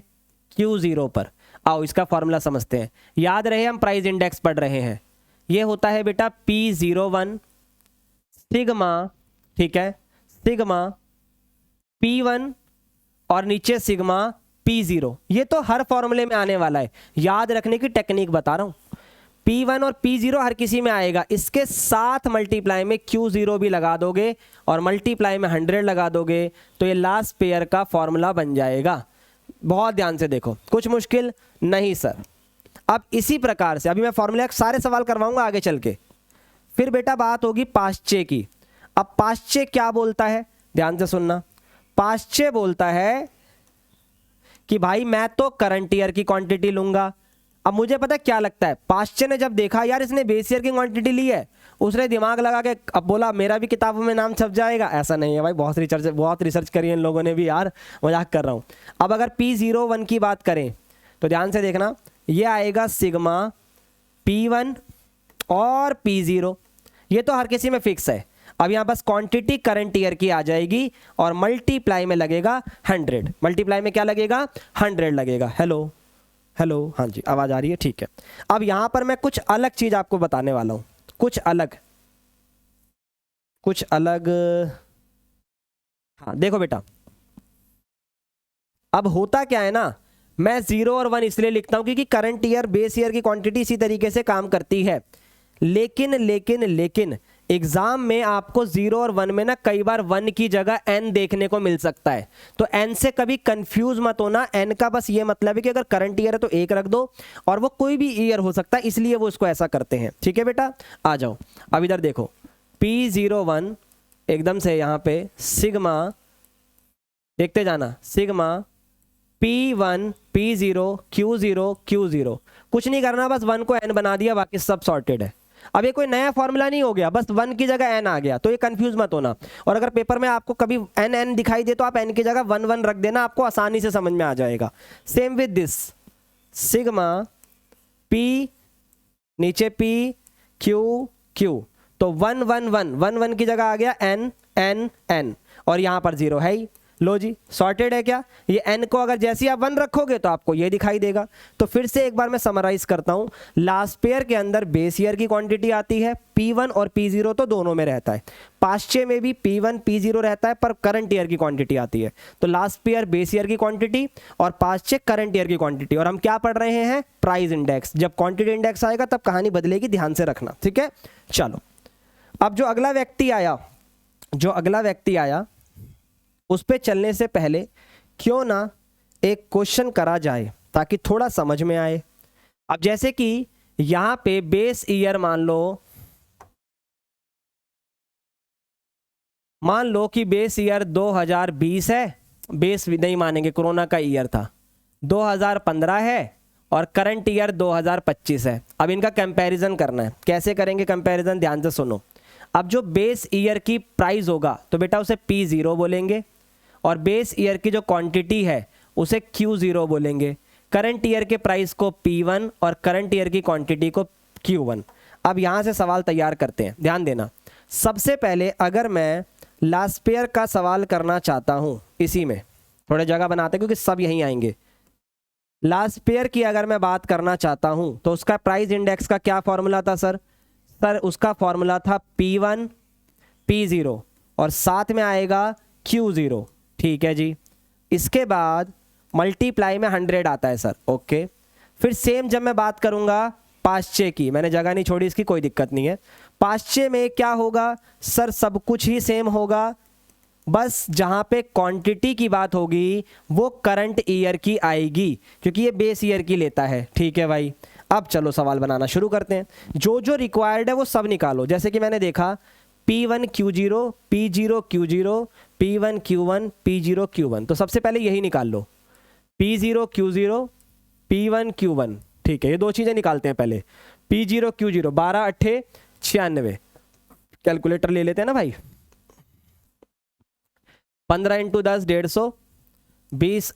बेटा अब आप कहोगे सर ये सारा आएगा क्या पेपर में इतना बड़ा। अगर ये आया तो 2 या 3 क्वेश्चन इसके अंदर पूछेगा, एक में नहीं पूछेगा। अगर एक ही पूछेगा तो सिर्फ लास्ट पेयर पूछेगा या तो सिर्फ पाश्चे पूछेगा, बहुत सब नहीं आएगा। पर एक क्वेश्चन के माध्यम से मैं आपको सारा सिखा दूंगा। ठीक है, चलो 15 × 90 हो गया। इसका टोटल साथ के साथ कर देते हैं, 96 प्लस 150 प्लस 140 प्लस 90, 476 आ गया भाई, ओके। अब P1 और Q1 की बात करते हैं। 18 × 12 216 आ गया। उसके बाद 19 मल्टीप्लाई 14, 266 आ गया। 25 इंटू 10 250 हो गया। ठीक है, अच्छा मैं इसमें ना m प्लस से लगा रहा था बट कोई बात नहीं। चलो अब इसका टोटल कर लेते हैं। 19 इंटू, हाँ ठीक है, अब आ जाओ इसका टोटल करते हैं। 266 प्लस 216, 250, 144, तो ये बेटा 876 आएगा। अच्छा और भी चीज़ें चाहिए क्या? यस सर, बहुत सारी चीज़ें चाहिए अपने को, तो ध्यान देना ध्यान देना। पाश्चे क्या कह रहा था कि सर P0Q1 भी चाहिए, ओके। और लास्ट ईयर कह रहा था कि P1 और Q0 चाहिए। अब ये ध्यान से करने वाली चीज़ है, P1 करंट ईयर क्वांटिटी और Q0, P1 और Q0, तो 18 अट्टे 144, 19 इंटू 10 190, 20 इंटू 10 200, 15 अट्ठे 120। ठीक है, अब चाहिए P0 और Q1, P0 और Q1। ठीक है, तो अब इनकी गुणा ध्यान से करना बेटा, उंगली रख लेना, P0 से Q1। ठीक है, तो 12 इंटू 12 144 ही आ रहा है सर। 15 इंटू 14 200 समथिंग आ जाएगा, 211 नहीं 211 नहीं आएगा, 5 चौक भी 210। 15 इंटू 14 210, 25 इंटू 7 175, और 18 छिक्के 108। ठीक है बेटा, सही है। अब इसका टोटल करेंगे, क्या करेंगे? टोटल आ जाओ। 144 प्लस 190 प्लस 200 प्लस 120, ये आ गया 654। ठीक है जी, अब इधर आ जाओ। 144, 210, 175 और 108, ये आ गया 637। तो सारी वैल्यू हमारे पास आ गई है। अब हम इनकी कैलकुलेशन करने बैठेंगे एक एक करके। जब लास्ट ईयर की बात हो रही है तो P1 और Q0 चाहिए, देखो कहाँ पर है सर, ये रहा 654। ओके नाइस, ये डेसिमल नहीं है भाई। अब इसके बाद P0 Q0 कितना है सर? 476 इंटू में 100, सॉल्व कर दो। 654 डिवाइडेड बाय 476, ये आ गया 137.39। ये हमारा आंसर हो गया लास्ट ईयर के प्राइस इंडेक्स का। सर आंसर डिफरेंट आएंगे क्या? बिल्कुल आएंगे भाई, कोई दिक्कत की बात नहीं। लेकिन उसमें अब बात आती है पाश्चे कैसे कैलकुलेट होगा। पाश्चे का ज़रा देखो क्या बोला हुआ है उसने। सर पाश्चे में P1 और Q1 चाहिए था तो ये 876 आ गया। P0 और Q1 चाहिए था तो वो 637 आ गया। मल्टीप्लाई 100 हो गया, चेक करते हैं। 876 डिवाइडेड बाय 637, तो ये 137.51 आ रहा है। इसको आप 52 भी बोल सकते हो। देखो लगभग नियर बाय है ना, लगभग नियर बाय है ना, क्योंकि क्वांटिटी बढ़ी तो प्राइस भी बढ़ा। ये सब इकोनॉमिक्स के कॉन्सेप्ट है, लेकिन डिफरेंट है। ये 39 है, 52 आ रहा है, तो इतना तो फर्क आएगा। अब यहाँ दो मेथड मेरे को बहुत अच्छे से क्लियर हो गए होंगे। यस और नो बोलो बच्चों। यस सर, दो मेथड अच्छे से क्लियर हो गए। अब चलते हैं बेटा तीसरे मेथड की तरफ, जिसका नाम है फिशर। अब आइए असली चीज। फिशर आया एक दिन और वो कहता है यार लास्ट ईयर एक बात बता, तूने तो बेस ईयर की क्वांटिटी ले दी। मतलब तीन दोस्त हैं, लास्ट ईयर, पास्ट ईयर और फिशर। मार्शल की बात बाद में करेंगे, वो गांव गया हुआ है। लास्ट ईयर और फिशर कह रहे हैं, सॉरी लास्ट ईयर ने बोला यार मेरा नाम तो आ गया भाई किताब में क्योंकि मैंने बेस ईयर की क्वांटिटी दे दी। पास्ट ईयर बोल रहा था यार मेरा भी नाम आ गया, इसको देख देख के मैंने करंट ईयर की क्वांटिटी भी दे दी। तो अब तीसरा दोस्त बोल रहा है यार तुम दोनों का नाम तो छप गया, अब मेरा नाम कैसे छपेगा? तो ही सेड यार एक काम करना, तो हम दोनों का नाम यूज कर ले। तो इसने क्या करा, ध्यान से सुनना। फिशर ने क्या कहा, यार ये बढ़िया कहा तूने, मैं दोनों ईयर की क्वांटिटी ले लूं तो? हाँ बिल्कुल ले ले, पर सर इससे तो डेटा बढ़ जाएगा क्योंकि दो क्वांटिटी दो डेटा। तो उसने क्या करा, यहां पर ज्योमेट्रिक मीन का यूज करा। तो फिशर जो है ना बेटा, वो कहीं ना कहीं ज्योमेट्रिक मीन हो जाता है लास्ट पेयर एंड पास्चे का। याद रखना पूरी बात। इनने लास्ट पेयर और पास्चे को कॉपी करा, तो ये कैसे लिखेगा, इसका फॉर्मूला देखना, लास्ट पेयर मल्टीप्लाई पास्चे। ठीक है, ये इसका फॉर्मूला है। और सिग्मा P1 P0, सर वही फॉर्मूला है। और लास्ट ईयर में Q0 आता था, और फिर P1 P0, और करंट ईयर में Q1 आता था, और मल्टीप्लाई में 100 लगेगा। Simple as that. अब अगर आप नोटिस करोगे आज की तारीख में फिशर को आइडल इंडेक्स नंबर कहा जाता है। आइडल इंडेक्स नंबर कहा जाता है। अब ये आइडल इंडेक्स नंबर इसलिए भी है क्योंकि इसका डेटा ज़्यादा एक्यूरेट माना जा रहा है, दूसरा क्योंकि ज्योमेट्रिक मीन को हमेशा बेटर माना जाता है, मैंने आपको कहा था। और ये ना आगे चल के मैं आपको टेस्ट पढ़ाऊंगा, टेस्ट ऑफ एडिक्वेसी, जो भी आपके सिलेबस का पार्ट है, फैक्टर रिवर्सल और टाइम रिवर्सल। तो ये ना उन दोनों में हमेशा फिट बैठता है, फैक्टर रिवर्सल भी फिट करता है और टाइम रिवर्सल पे भी आपको सेटिस्फाइड करेगा। तो ये दोनों पे होने की वजह से फिशर का ये फॉर्मूला हमारे सामने तैयार होता है। अब इसी चीज़ को अगर कोई एन में लिखे, एन में, तो बेटा जहां जहां पे 1 है वहां पे एन लिख देंगे हम, पी पी क्यू क्यू, तो 1 की जगह ये और ये 0 मल्टी, एक सेकेंड, हाँ ये 0 है। फिर यहाँ पे P1 Q1, तो यहाँ पर भी n n, नीचे P0 QN और मल्टीप्लाई 100। ये दो फॉर्मूले हैं और दोनों का मीनिंग सेम है। अभी मैंने आपको बताया 1 को n कंसीडर करते हैं। तो आप देख रहे हो जादू कैसा बैठा, जादू कैसा बैठा भाई। फिशर पूछने गया था कि मेरा नाम कैसे आएगा, और फिशर ने इन दोनों का इस्तेमाल करके अपना नाम प्रसिद्ध कर लिया। ठीक है, फिशर ने बोला रास्पियर पास्चे अंटे में आ, रूट में जा, आंसर ला, और मेरा नाम ज़्यादा प्रसिद्ध होगा। तो फिशर का नाम ऐसे प्रसिद्ध हुआ। अच्छा बताना मत किसी को, ये सिर्फ बनाई हुई कहानी है, मनगढ़ंत कहानी है भाई। ठीक है, सिर्फ आपको समझाने के लिए बनाई है ये कहानी। तो फिशर का आइडल इंडेक्स नंबर अगर आपको निकालना है तो आपके पास दो तरीके हैं, या तो पूरा फॉर्मूला पुट करो जो अभी आपको बताया, या डायरेक्टली लास्ट पेयर और पास्चे जो भी आपने निकाला है उन्हें मल्टीप्लाई कर दो, एक ही बात पड़ेगी। या तो आप एक एक करके वैल्यू पुट करो, जैसे P1 Q0 P0 Q0, इसको यहाँ लिखो, मल्टीप्लाई इसको लिखो, फिर बाहर 100, एक ही बात पड़ेगी। या तो सीधा आप लास्ट पेयर लिखो 39 और ये 137.52, इसको बाहर निकाल दो। आओ कैलकुलेटर से निकालते हैं। 137.52 मल्टीप्लाई 137.39, इसको और निकालेंगे तो ये आ गया 13745। यस, लो जी, बहुत बढ़िया, 137.45, ये हमारा आंसर यहां पर आ चुका है। तो भाई फिशर तक की कहानी आप लोगों को समझ में आ गई, वो आइडल इंडेक्स नंबर क्यों है। ठीक है, वो आइडल इंडेक्स नंबर क्यों है और इसी को दोनों किस तरीके से काम करते हैं। ये ज्योमेट्रिक मीन भी है लास्ट पेयर और पास्चे का, ही आगे जाके बहुत काम आने वाला है। ठीक है, चलिए बहुत बढ़िया, आगे बढ़ते हैं। अब इसके बाद अगला व्यक्ति आया, एक और इनका दोस्त गांव में था, वो गांव से आया, अच्छा सबका नाम प्रसिद्ध हो रहा है, अब मेरा नाम भी प्रसिद्ध करो। तो इसको बोला अब तू क्या करेगा यार। तो बेसिकली मैथ के कॉन्सेप्ट यूज़ कर रहे थे, उसने ज्योमेट्रिक मीन यूज़ कर लिया और वो ज़्यादा प्रसिद्ध हो गया। अब थोड़ी सी जलन हो रही थी, तो मार्शल ने बोला यार मैं क्या करूं, मैं क्या करूं। तो मार्शल को याद आया यार index number is all about average, तो क्यों ना मैं एवरेज ही ले लूं। और जब गेम क्वांटिटी की चल रही थी तो क्वांटिटी का एवरेज ले लिया।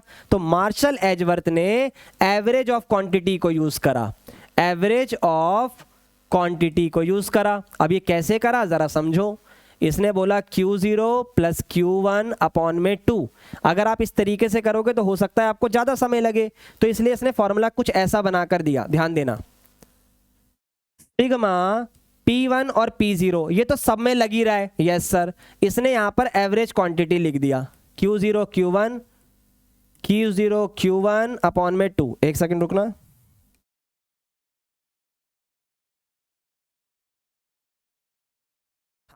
अब ठीक है। तो और मल्टीप्लाई में लगा दिया 100।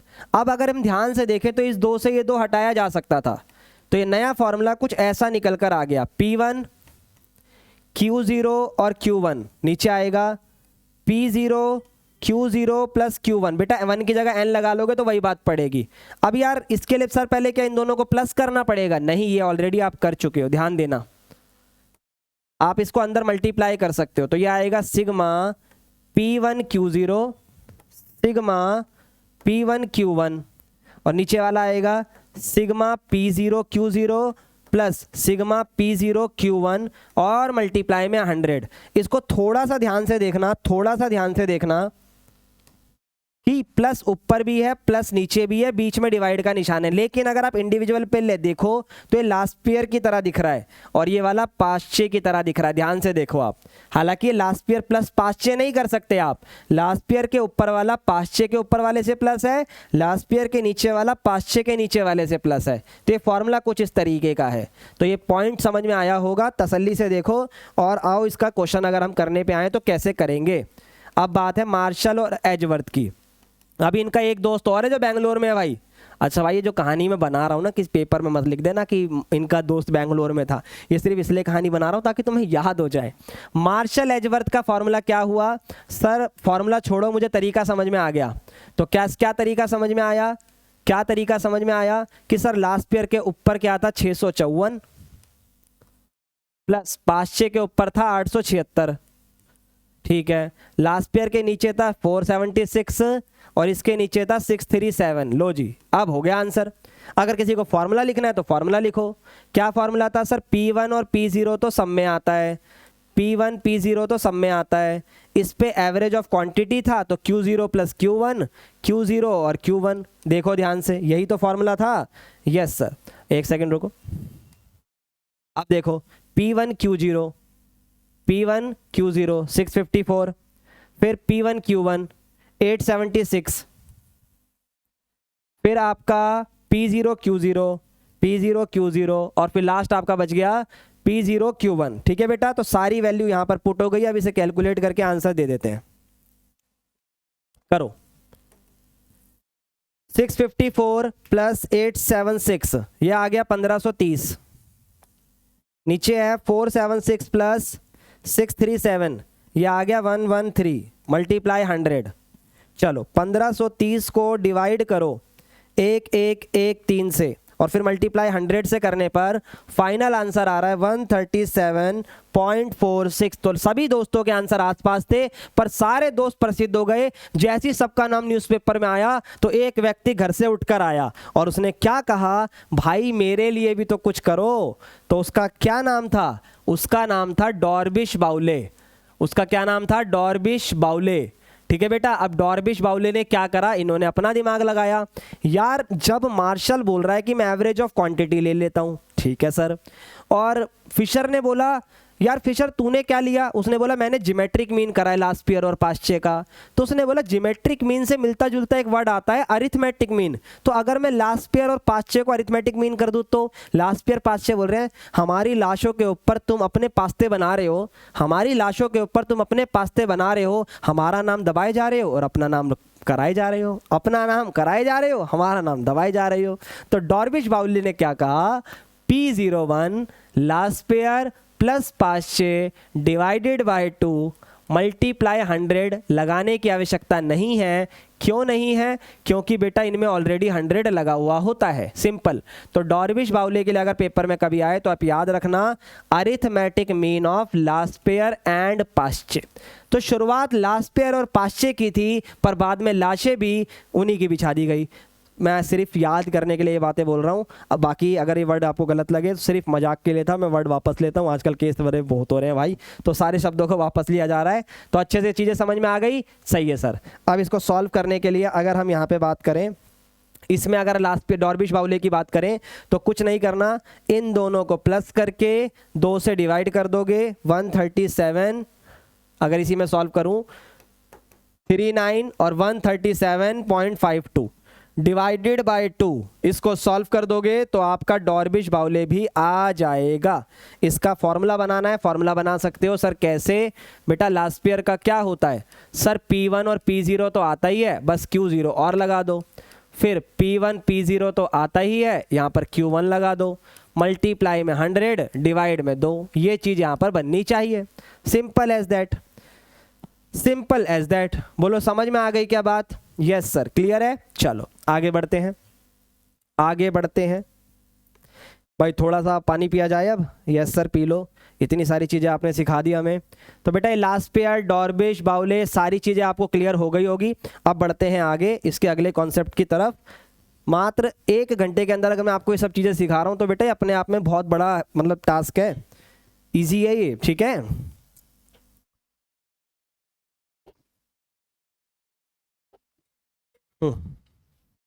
चलो लेट्स मूव आगे। देखो बेटा, अब वेटेड के अंदर एग्रीगेट आपने पढ़ लिया, अब वेटेड एवरेज रिलेटिव मेथड आपको पढ़ना है। जैसे प्राइस रिलेटिव था वैसे ये पढ़ना है। देखो क्या बोलता है, ये थोड़ा अलग तरीके से काम करता है। देखो n आ गया ना, n की जगह अगर आप 1 कर दो, ये लो जी बन गया वही। लेकिन इसको ऐसे मत पढ़ो, ये है क्या जरा समझना। इसमें वेटेड लिया जाएगा कैसे? देखो सबसे पहले आपको P1 और P0 लेना है जो कि आप करते हुए आए हो, फिर उसको मल्टीप्लाई करना है वेट से।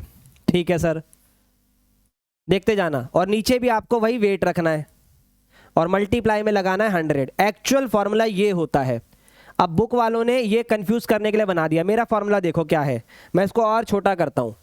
Weighted average price relative method क्या होता है? ये होता है बेटा sigma W P divided by sigma W और मल्टीप्लाई 100। अब इसमें डब्लू का मतलब होता है वेट, जो कि P0 Q0 होता है, जो कि इन्होंने यहाँ पर बताया। सेम ही बात है बट पेश करने का तरीका अलग है।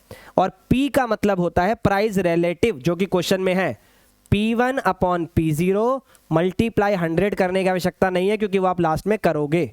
या तो अगर आप ये 100 भी हटा दो यहाँ से तो आप यहीं पर 100 कर सकते हो और आपका सवाल आपके लिए तैयार है। बताओ और क्या चाहिए? सिंपल सॉर्टेड हो गया सर, पढ़ने की नीड भी नहीं है, क्लियर है, समझ में आ गया। अरिथमेटिक मीन का यूज कर रहे हैं जैसा कि हर बार क्वेश्चन में करते ही हैं।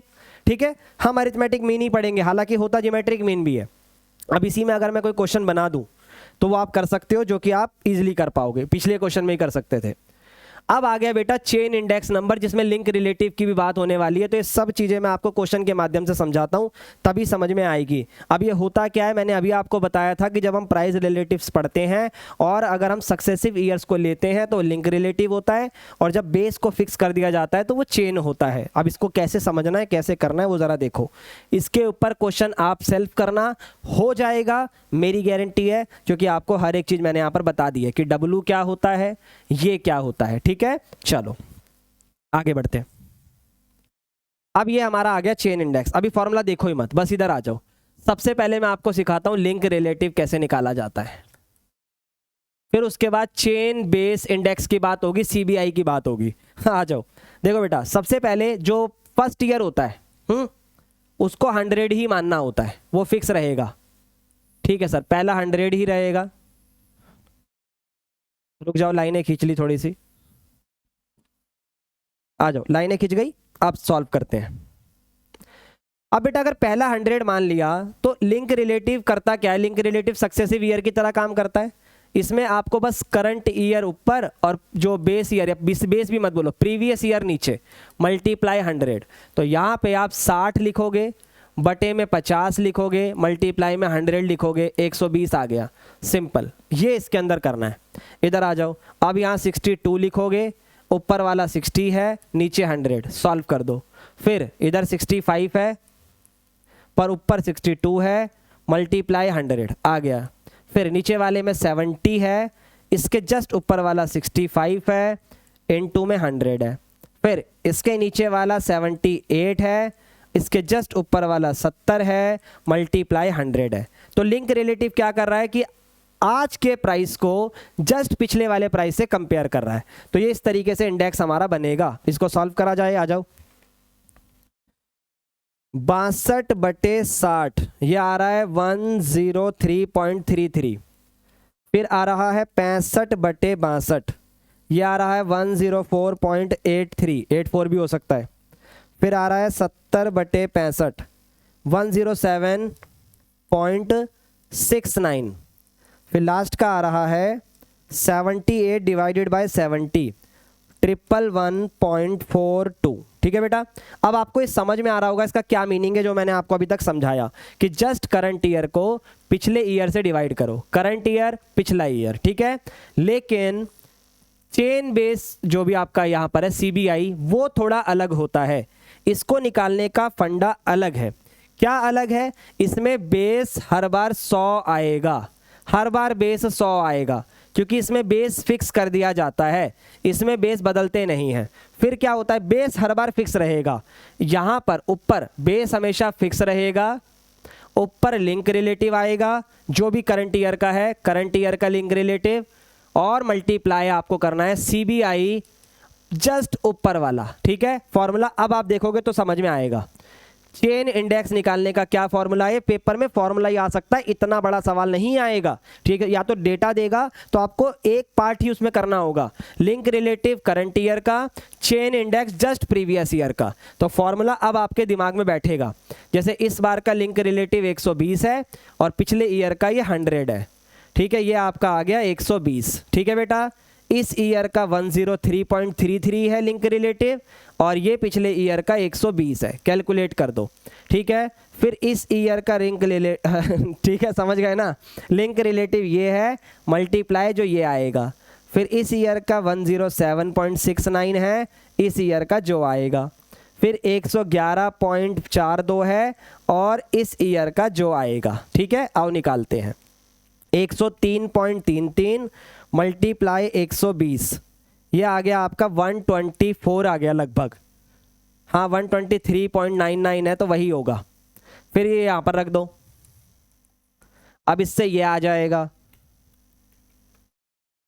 104.83 डिवाइडेड बाय 100, 129.97। ठीक है सर, उसको यहाँ रख दो। अब इतना तो आप समझ ही गए हो, जो यहाँ आएगा उसे यहाँ रख दो, बस सिंपल एज दैट। तो पेपर में इतना कर कर आपसे एक आधी चीज पूछी जा सकती है, और इसमें जो सबसे इंपॉर्टेंट बात थी, कैलकुलेटर गया, इसमें इंपॉर्टेंट बात क्या थी कि जो आपका लिंक रिलेटिव होता है वो current year divided by the previous year multiply 100 हमेशा लगता ही है, लेकिन चेन बेस में क्या होता है, लिंक रिलेटिव करंट ईयर का लिया जाता है, और सीबीआई चेन बेस आपको जस्ट प्रीवियस ईयर का लेना होता है, ताकि आपका करंट ईयर का चेन बेस इंडेक्स आ जाए।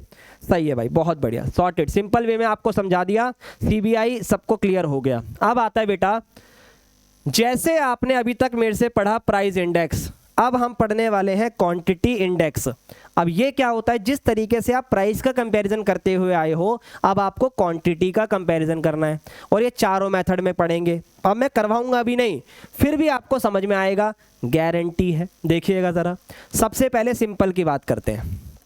सिंपल में आप वहाँ पे सिग्मा P1 अपॉन P0 लिखते थे, क्वांटिटी में Q1 और Q0 आएगा मल्टीप्लाई 100, खत्म।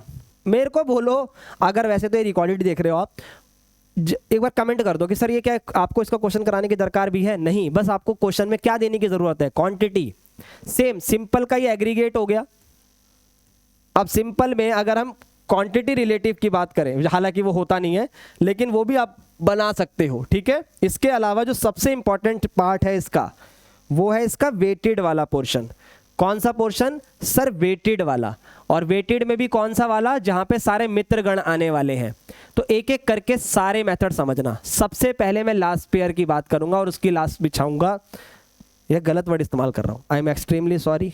ठीक है भाई, लास्ट पेयर जी माफ़ करना मुझे, मेरा कहने का मतलब सिर्फ समझाने के लिए था। लास्ट पेयर जी की अब बात करने वाले हैं हम। ठीक है भाई, तो लास्ट पेयर जी क्या कहते हैं, आओ समझाते हैं। सबसे पहले हम यहाँ क्वांटिटी इंडेक्स नंबर निकाल रहे हैं, सही है। जैसे लास्ट पेयर में हम P1 अपॉन P0 लिख रहे थे, अब Q1 और Q0 आएगा हर किसी में, देखते जाना।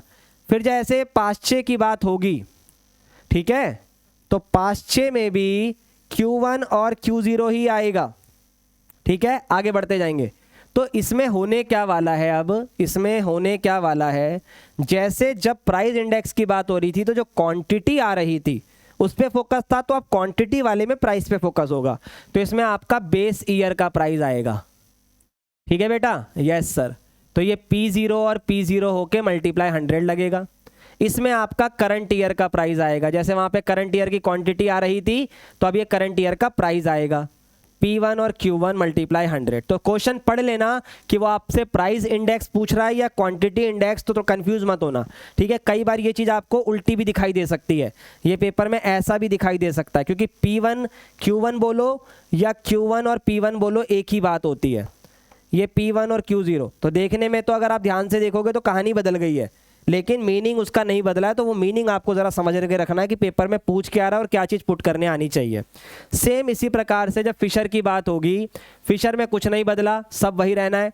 लास्ट पेयर मल्टीप्लाई 5-6, बस क्वांटिटी का नाम आ जाएगा।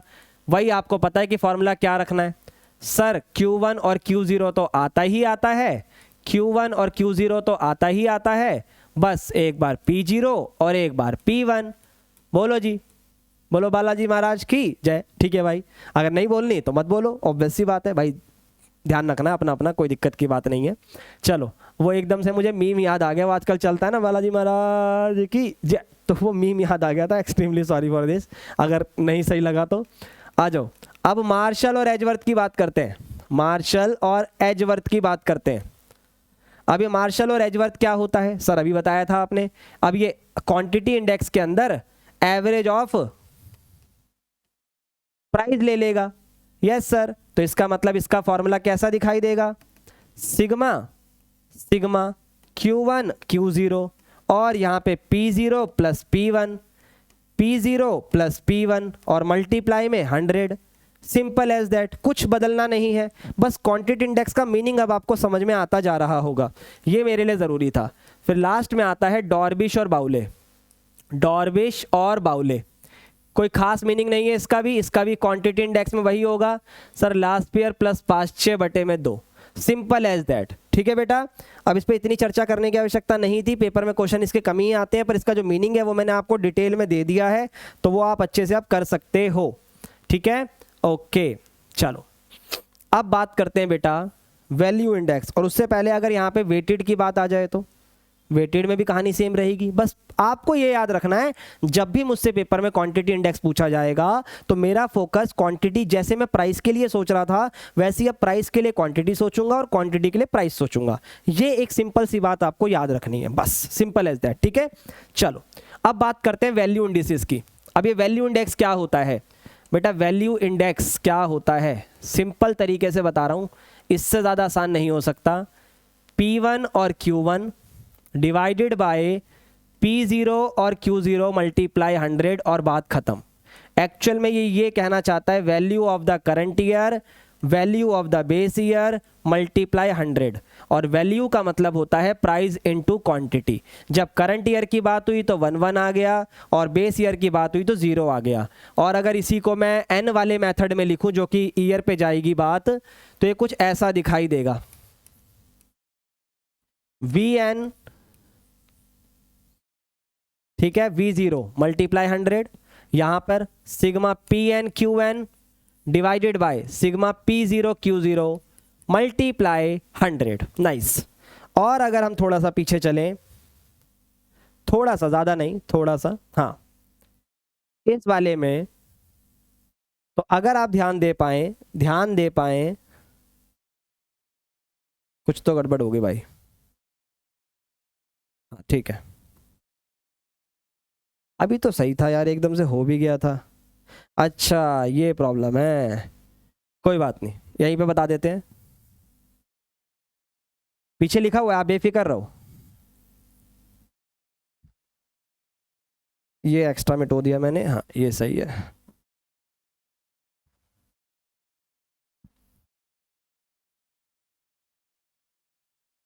आ जाओ। अब अगर मैं वैल्यू अगर इसमें निकालना चाहता वैल्यू इंडेक्स, तो कैसे निकालता, ध्यान देना, सिग्मा P1 Q1 और sigma P0 Q0 multiply 100। P1 Q1 कितना है सर, ये रहा 876, P0 सर 476, डिवाइड कर दो आंसर आ जाएगा। चलो जी। अच्छा एक बच्चा पिछले साल क्या कह रहा था सर, 76 से 76 गया, 4 दूनी 8, 200 आ गया, मैंने तारीफ कर दी उसकी, बाकी आप समझदार हो। 876 बटे 476, ये आ रहा है 184.30। तो आपको ये चीज़ें भी निकालने आ गई, मैंने इसी के अंदर आपको ये भी क्लियर कर दिया, ठीक है भाई, क्लियर है सर, क्लियर है। चलिए बहुत बढ़िया, आगे बढ़ते हैं। अरे बहुत चीज़ें हैं, अभी तो क्वेश्चन भी है भाई, बेफिक्र रहो।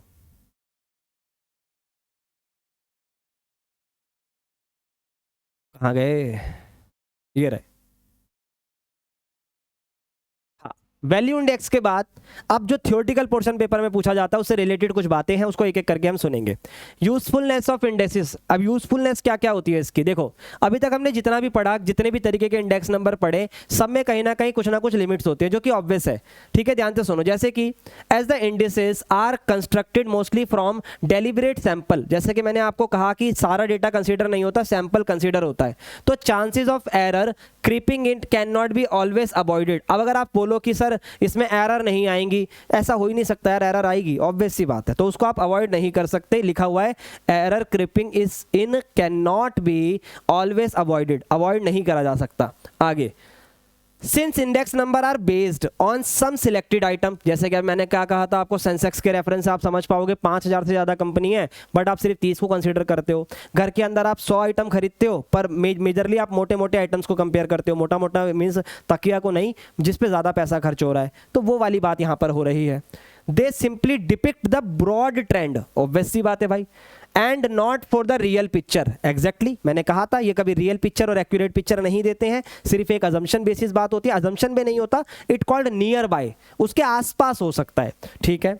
Since many method are employed, बहुत सारे मेथड हमने इसके अंदर देखे और result give different value and this is the create confusion. भाई कॉमन सी बात है, जब डिफरेंट तरीके से आंसर आएंगे तो डिफरेंट चीज़ें होंगी, बस ये हमें पता होना चाहिए। क्यों? क्योंकि थ्योरी में पूछी जा सकती है और पेपर में हमसे जो बोलेगा वो हम करेंगे, और ये सब चीज़ें बस इसकी है। जैसे कि स्टैटिस्टिक्स के अंदर हर जगह ये बात आपको देखने को मिलेगी, इसमें ये एरर थी, उसमें वो एरर थी, उसकी कमी को उसने पकड़कर ये चैप्टर बना दिया, उसकी कमी को पकड़कर ये चैप्टर बना दिया, पर कमी उसमें अब भी है, क्योंकि एक्यूरेशन हो ही नहीं सकता, किसी तरह का से पॉसिबल ही नहीं है कि आप एक्यूरेट रखो चीज़ों को, पॉसिबल ही नहीं है ना मेरे भाई। कोई डेटा की बात हो रही है यहाँ पे और कोई पूरी लार्ज पॉपुलेशन को सैंपल रिप्रेजेंट कर ही नहीं सकता।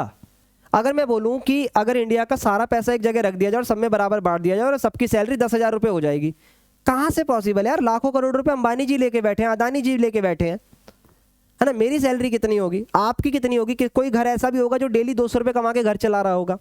तो डेटा यहाँ पर रियल लाइफ को डिपिक्ट कर ही नहीं सकता, ये आपको समझना पड़ेगा, ठीक है बेटा। आ जाओ।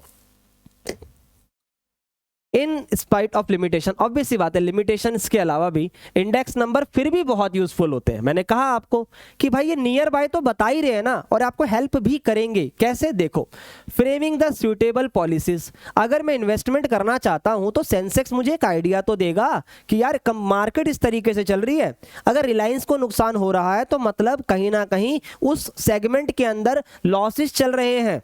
अगर कोई एडटेक चल रहा है और हर एडटेक लॉस में है तो कहीं ना कहीं प्रॉब्लम है। अगर हर एडटेक में 10 प्रॉफिट में और 1 लॉस में है तो मुझे समझ में आएगा, और 9 लॉस में और 1 प्रॉफिट में है तो भी चीज़ें समझ में आती है। तो यहाँ पर इन चीज़ों से कहीं ना कहीं चीज़ें पता लगती हैं। आगे, guideline to make the decision in measuring intelligence कौन रिसर्च, वही वाली बात है यार कि मतलब ये हम लोगों को पॉलिसीज़ बनाने में मदद करते हैं, इंडिसेज जो हम सॉल्व कर रहे हैं, फ्यूचर को मतलब क्या बोलते हैं उसको फोरकास्ट करने में मदद करते हैं, कंपनीज के अंदर डिसीजन लेने में मदद करते हैं। लास्ट ईयर ऐसी सेल हुई थी, एशियन पेंट की कहानी बताता हूँ। एशियन पेंट ने आज से 50 साल पहले 8 करोड़ रुपए खर्च करे थे एक कंप्यूटर के ऊपर, जिस जमाने में लोगों को कंप्यूटर की स्पेलिंग तो पता थी बट समझ रहे हो मैं क्या कहना चाहता हूँ, कंप्यूटर की नॉलेज नहीं थी। उसके बावजूद भी उन लोगों ने उस जमाने में, आज इन्फ्लेशन को एडजस्ट करना और 8 करोड़ की क्या औकात है ये जरा आपको पता लग जाएगा। अरे बाप रे, दिमाग फट जाएगा तुम्हारा। $1 बिलियन कंपनी जितने में बनती है ना, उतना पैसा लगाकर 8 करोड़ में सिर्फ एक कंप्यूटर खरीदा था। पहली कंपनी बनी थी जिस प्राइवेट कंपनी के पास कंप्यूटर था अपना खुद का, लेकिन उस कंप्यूटर पे उन्होंने 1970-75 से ऐसी रिसर्च करके रखी है आज की तारीख तक कि आज जैसे कोई एक अलग पेंट कंपनी खुलती है ना, उसको 30 से 50% पैसा खर्च करना पड़ता है मार्केट नॉलेज के लिए कि क्या मार्केट में रिक्वायरमेंट है, क्या अवेलेबिलिटी मुझे करवानी है। और यकीन मानोगे एशियन पेंट को वो खर्चा जो उन्होंने तब करा था, आज की तारीख में जो खर्चा बड़ी बड़ी कंपनियों को 30% करना पड़ रहा है ना मार्केटिंग के लिए या एनालिसिस के लिए, सिर्फ एशियन पेंट को 3% करना पड़ता है। अब ये 3% क्यों करना पड़ता है सोच के देखो, क्योंकि उसके पास एक wide range of data accessible हो गया उस कंप्यूटर पे। सोच के देखो, वाइड रेंज ऑफ डेटा, उसको पता है कि अमन जिस मोहल्ले में रहता है ना, अमन नहीं मीन्स मोहल्ला, जैसे रोहिणी के अंदर, उसको पता है कि इस एरिया में कौन सा पेंट कितना ज़्यादा बिकता है और कब बिकता है। क्योंकि ऑब्वियस सी बात है 1970 से लेकर 2025 तक चीज़ें इतनी रिपीट हो चुकी होंगी कि उनको ट्रेंड एनालिसिस करना आ गया होगा और वो कंप्यूटर उनको हेल्पफुल कर रहा है। तो ऑब्वियस सी बात है भाई, इंडिसेस हेल्प तो करते ही हैं। आगे, दे रिवील द ट्रेंड, मैंने आपको बताया अभी, ये सारी चीज़ें इसके अंदर बता रहा है। इंपॉर्टेंस, कंक्लूजन, साइक्लिक फोर्सेस, देखा साइक्लिकल फोर्सेस, साइकिल ही तो चल रही है, वो पेंट करवाने का साइकिल ही तो होता है। अब घर खराब हो रहा है फिर से पेंट होगा, तो मेरा थॉट प्रोसेस तो वही रहेगा, लाल कलर अच्छा लगता है मुझे, घर में लाल नहीं कर रहा हूँ, एक थॉट बता रहा हूँ मैं आपको, ठीक है। आगे, आगे, they are important in forecasting future. अभी मैंने आपको बताया economic activity, they are use in the time series. Time series हमारे सिलेबस से डिलीट है, बट ऑब्वियस सी बात है टाइम सीरीज के अंदर ये एनालिसिस बहुत ज़्यादा काम आती है। पिछले साल अगर आम की कितनी सेल हुई थी उस हिसाब से आम किस तरीके से काम करेगा, पिछले साल चीज़ें किस तरीके से बिकी थी विंटर में, क्या इस बार वो बिकेगी, तो ट्रेंड को एनालिसिस करने में आपका इंडेक्स नंबर बहुत साथ देता है। Index number are very useful and deflating. अरे बाप रे, ये बहुत बढ़िया वर्ड है, अभी आगे आने वाला है, जीएनपी वगैरह के अंदर ये काम करता है। They are use to adjust the original data of price change and thus बोल देता हूं मैं से 10 transform the nominal wages into the real wages. जैसे कि कोई चीज अगर मुझे दिख रही है इतनी है तो वो डिफ्लेट कर डिफ्लेट मीन उसको करेक्टली एडजस्ट कर तो वो बताता है, तो ये इंडेक्स नंबर में ही काम आता है। और कॉस्ट ऑफ लिविंग, मेरी जो रेगुलर रोजमर्रा की जिंदगी है उसमें तो काम आएगा ही, ऑब्वियस सी बात है। Over the given period of time, अगर मुझे यही नहीं पता लगेगा कि मेरे पे कितना पैसा आ रहा है और मैं कितना खर्च कर सकता हूं, तो मेरे तो लग जाएंगे, है ना। सोच के देखो, मैं कमा 10,000 रहा हूं पर खर्च 15,000 कर रहा हूं, कमाया 12,000 उड़ाया 12,000, तो कोई दिक्कत नहीं है, चलो पैसा बचा नहीं। लेकिन अगर मैं उस चीज़ को समझ पाऊंगा तो कितना बढ़िया होगा। तो ये कॉस्ट ऑफ लिविंग को भी अंडरस्टैंड करवाता है कि यार मेरे को ना अपनी कमाई भी इस तरीके से बढ़ानी पड़ेगी ताकि मैं अपने खर्चों को बिल्कुल मैच कर पाऊँ। समझ रहे हो, जैसे मेरा खर्चा 15,000 हो रहा था और मुझे पता है अब इन्फ्लेशन की वजह से या किसी भी चीज़ की वजह से अब जो खर्चा है वो 20 पहुंचेगा, तो अगर मैं 15 पे 20 कमा रहा था तो अब मुझे 20 पे 25 कमाना पड़ेगा। तो वो चीज़ है कि आपको एडजस्ट करना पड़ेगा, फोरकास्ट करना पड़ेगा। ये एनालिसिस कहाँ से आएगा, इंडेक्स नंबर से आएगा। ठीक है, आ जाओ। तो यहाँ तक सब चीज़ें सॉर्टेड है मेरी जान, समझ में आ रहा होगा? यस सर, समझ आ रहा है। आ जाओ, देखो बेटा, डिफ्लेटिंग द टाइम सीरीज, वही चीज जिसकी अभी बात हो रही थी। एडजस्ट करेंगे इसके अंदर हम चीजों को कैसे, अभी बताता हूं। Some time a price index used to measure the real values in economics times. भाई इकोनॉमिक्स के डेटा के अंदर हम कई बार चाहते हैं कि हमें एक रियल वैल्यू मिले, तो उसको ना एक्सप्रेस किस तरीके से करा जाएगा, मॉनेटरी यूनिट्स के अंदर। जैसे कि अभी मैंने आपसे बात करी, वेजेस वगैरह की बात हो सकती है। एग्जाम्पल के लिए यहाँ पर जीएन की बात कर रहा है, ग्रॉस नेशनल प्रोडक्ट, इकोनॉमिक्स की बात हो रही है आपके। Initially is calculated in the current price so that the effect of the price change over the period of time get the reflected in data collected। भाई सारी बात है कि डेटा एक एक्यूरेट बेसिस पे रहे, उसके लिए हम इसकी बात करते हैं। और ये कैसे करनी है, बहुत ईजी, ध्यान से सुनना। Thereafter to determine how much the physical goods and service have grown over the time, the effect of change in the price over the different value of GNP is excluded। तो जो मतलब actual पे आने के लिए हमें जो irrelevant चीज़ों से हटाना पड़ेगा, वो कैसे हटेगी मैं आपको समझाता हूँ, ध्यान से देखना।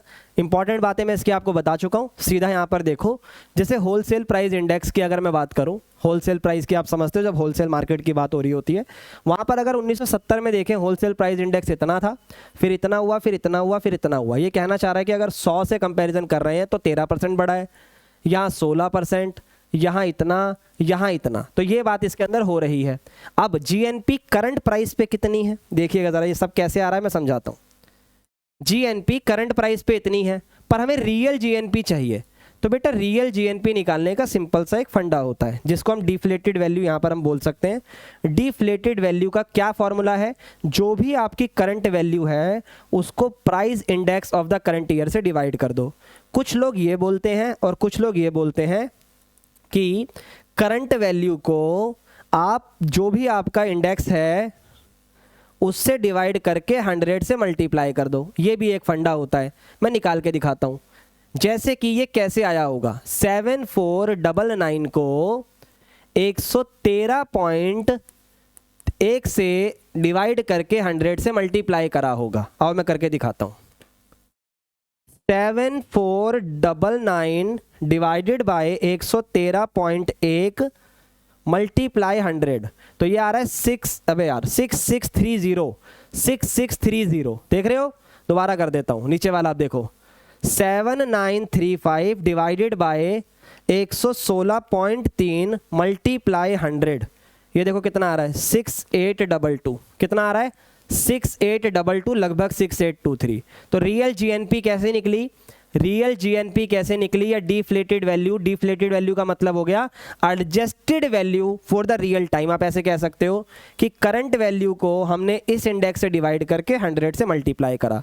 तो इस थ्योरी पर एमसीक्यू क्वेश्चन बन सकता है, इतना डिटेल नहीं पूछेगा, सिर्फ ये फॉर्मूले पे क्वेश्चन आ सकता है कि if the current GNP is this, price index is this, तो फाइंड द रियल जीएनपी। तो आपको ये फॉर्मूला याद होना चाहिए बस, उससे ज्यादा इसके अंदर कोई आवश्यकता नहीं है। ठीक है, चलो बहुत बढ़िया। अभी तक इतना इस पे क्वेश्चन आया नहीं है, लेकिन ऐसा इसका मतलब ये नहीं है कि आ नहीं सकता, बिल्कुल आ सकता है। कैलकुलेटर हाथ में रखता हूँ, इसकी जरूरत पड़ेगी।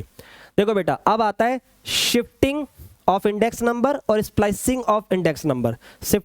शिफ्टिंग और स्प्लाइस की हम बात करने वाले हैं। This refer to the two technical point. दो टेक्निकल पॉइंट की बात होगी। पहला, how the base period of the index number may be shifted, तो ये शिफ्टिंग की बात हो गई। दूसरा, how to index number covering the different basis may be combined into a single series, यानी दो अलग अलग सीरीज को जब हम कंबाइंड कर देंगे तो उसे हम स्प्लाइसिंग बोलेंगे। अभी मीनिंग समझ में आएगा आपको जब मैं आगे बताऊंगा। ये आपका शिफ्टिंग होगा। ठीक है, शिफ्टिंग का क्या मतलब है अभी बताता हूं मैं, फिर आपका ये स्प्लाइस होगा। ठीक है, तो शिफ्टिंग कैसे होती है, बहुत इजी है, पहले जरा समझ लो कि होगा क्या क्वेश्चन में। भाई एक बात बताओ, आपका ओरिजिनल इंडेक्स ये है, ठीक है, ये ओरिजिनल इंडेक्स है, देखते चलना, ये सारा ओरिजिनल इंडेक्स है। अब मेरे को सडनली याद आया कि यार पहले ना मैंने जो कंपैरिजन कर रखा है वो 1980 से कर रखा है, बेस ईयर मैंने 1980 को माना हुआ है, और मैं अब शिफ्ट करना चाहता हूं अपने प्राइस इंडेक्स को एज पर द 1990। तो अब जो मैंने बेस को कंसीडर करा वो 1990 को कर लिया, तो 1990 को मैंने 100 मानना चाहिए था। यस सर, पर 1990 तो 140 है, तो अब 140 को 100 कैसे कंसीडर करें। तो शिफ्टिंग बहुत सिंपल तरीके से हो सकती है, ध्यान से सुनना। जैसे कि अगर मैं आपसे कहूं कि मेरा जो पहले ओरिजिनल वाला था मैं उसको टाइप करता हूं और यहां पर इस 140 से मैं उसे डिवाइड कर दूंगा, तो मतलब शिफ्टिंग में जो अगर मैं नया निकालना चाहता हूं, शिफ्टिंग ऑफ ओरिजिन में, ओरिजिन बोल लो या इंडेक्स बोल लो, शिफ्टिंग ऑफ इंडेक्स में हम क्या करेंगे, जो ओरिजिनल वाला था पहले वाला, उस वाले को आप डिवाइड कर दो किससे, जो आपका न्यू बेस वैल्यू है, न्यू बेस वैल्यू है या न्यू बेस ईयर वैल्यू। ये भी छोटे छोटे फॉर्मूले आपको पता होने चाहिए, एमसीक्यू में परेशान करते हैं। मल्टीप्लाई में 100 आ जाएगा। अब एक एक करके सॉल्व करते हैं। जैसे कि ये कैसे निकला होगा, सर ये 100 था, इसको 1990 वाले से यानी 140 से डिवाइड करेंगे और 100 से मल्टीप्लाई करेंगे, डेफिनेटली यही आएगा। चाहो तो देख लो, 100 डिवाइडेड बाय 140 मल्टीप्लाई 100, तो देखो कितना आ रहा है, दिखाई भी दे रहा है नहीं दे रहा, देखो अगर दिखाई दे तो, नहीं दिख रहा तो कोई बात नहीं, यही आ रहा है, घर पे करके देखो। और किसी का निकालते हैं, रैंडम इसका निकालते हैं। अगर मैंने डेटा सही है, हाँ सही है, 125 है, यस सर, तो 89 आ रहा है इस हिसाब से। तो 125 डिवाइडेड बाय 140 मल्टीप्लाई 100, तो 125 डिवाइडेड बाय 140, वो 100 मैंने कर दिया, तो ये 89.28 आ रहा है, तो बिल्कुल नियर बाय है, तो इसको यही तो मानेंगे अप्रोक्सीमेशन में। यस सर, तो आपको फॉर्मूला समझ में आ गया कि शिफ्टिंग का क्या मतलब होता है। पेपर में बस ये हो सकता है कि if original price index is this, कोई भी 2-3 ईयर दे देगा और फिर बोलेगा if shifting origin is change to the 1986 so find the new shifting price of 1985। तो आपको याद रखना, जिसको शिफ्ट कर रहे हो वो ऊपर और जिससे कर रहे हो उसको डिवाइड में, आंसर हमेशा आएगा। अब ये क्या होती है स्प्लाइस, कुछ भी नहीं है, ध्यान से देखो। दो डेटा है, एक ओल्ड प्राइस इंडेक्स है 1990 से माना गया था, एक जब उसको रिवाइज करा तो 1995 से माना गया। तो ये स्प्लाइसिंग किस तरीके से होती है, तो सबसे पहली चीज़ ये याद रखना, जो रिवाइज करा है ना उसमें कोई बदलाव नहीं आता, वो जैसा दिख रहा है एज इट इज ही आएगा। ध्यान से देखो, ठीक है, वो एज इट इज ही आएगा, जैसा आपको दिख रहा है एज इट इज ही रहेगा, उसमें कोई बदलाव करने की आवश्यकता नहीं है।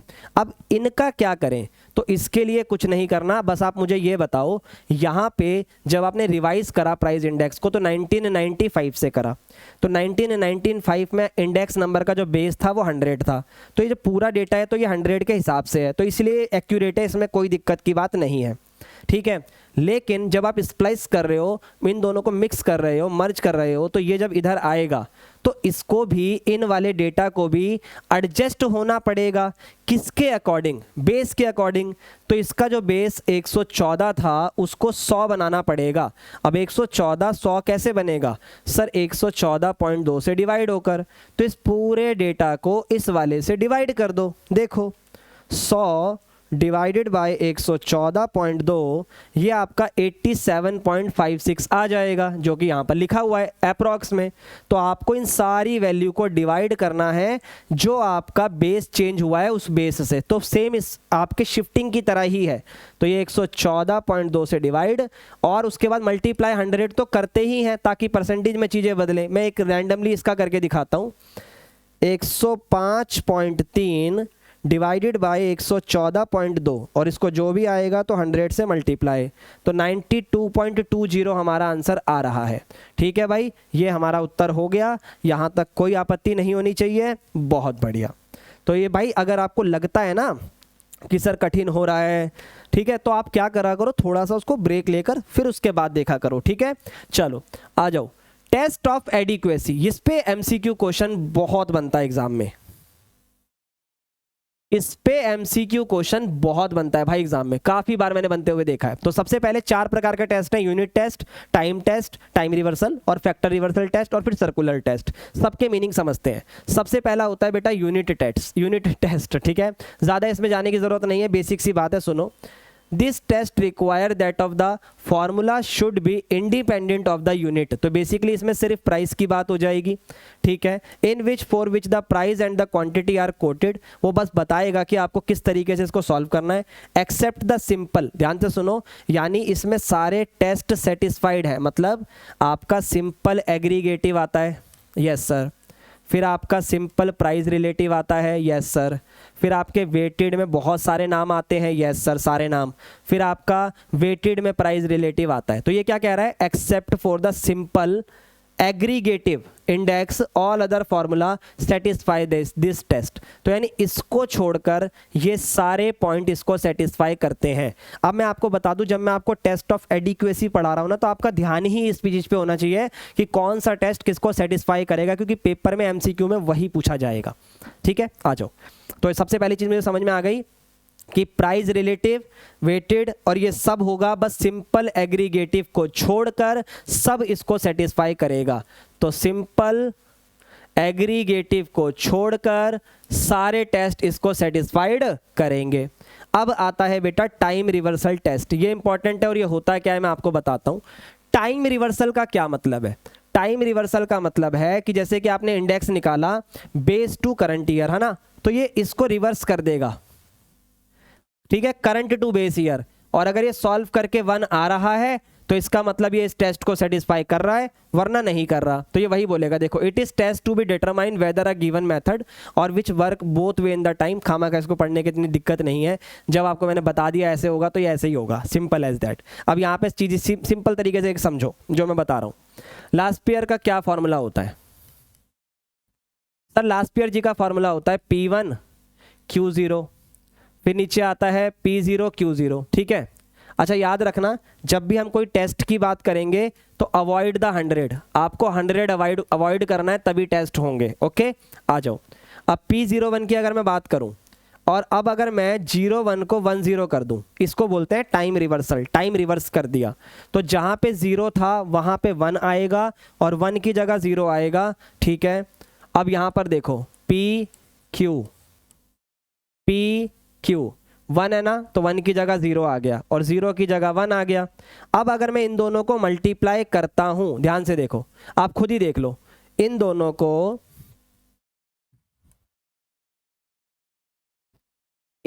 को अगर मैं मल्टीप्लाई करता हूं, ठीक है, अगर इन दोनों को मल्टीप्लाई करता हूं तो आप जरा ध्यान से नोटिस करो, क्या ये किसी भी एंगल से कट कर 1 आएंगे? सर नहीं आएंगे। इसीलिए जो टाइम रिवर्सल टेस्ट है वो तो ना तो लास्ट पेयर सेटिस्फाई कर पाता है ना तो पास्ट चेन सेटिस्फाई कर पाता है। तो याद रखना, लास्ट पेयर पास्ट चेन दोनों इस टेस्ट को सेटिस्फाई नहीं करते। इवन सिर्फ और सिर्फ फिशर ऐसा है जो इस टेस्ट को सेटिस्फाई करता है। क्यों करता है अभी आपको समझ में आएगा। While selecting an appropriate index the time reversal test, अभी ऑब्वियस सी बात है, अभी इसकी बात नहीं करते। जो टाइम रिवर्सल टेस्ट है और जो आगे मैं आपको पढ़ाने वाला हूँ फैक्टर रिवर्सल, फिशर इन दोनों को सेटिस्फाई करता है, तभी उसे आइडल इंडेक्स कहा जाता है। ठीक है, अब जैसे कि अगर मैं आपसे बोलूं फिशर का क्या फॉर्मूला होता है, तो आपको याद होगा सर पहले लास्ट पेयर का लिख दो, देखना जरा तरीका लिखने का। ठीक है, फिर पास्ट चेन का लिख दो, P1 Q1 P0 Q1। अब जब मैं इसको उल्टा करूंगा, ठीक है, टाइम रिवर्स करूंगा, तो PQ PQ PQ PQ, तो देखो 1 की जगह 0 और 0 की जगह 1, ओके, 1 1 1 0 0 0 और 0 की जगह 1। ठीक है, अब इन दोनों को मल्टीप्लाई करो जरा, P01 और P10। ठीक है सर, सारा रूट में आएगा सर, यस, इसको भी उठाओ। ठीक है, ये लो अभी रुक जाओ,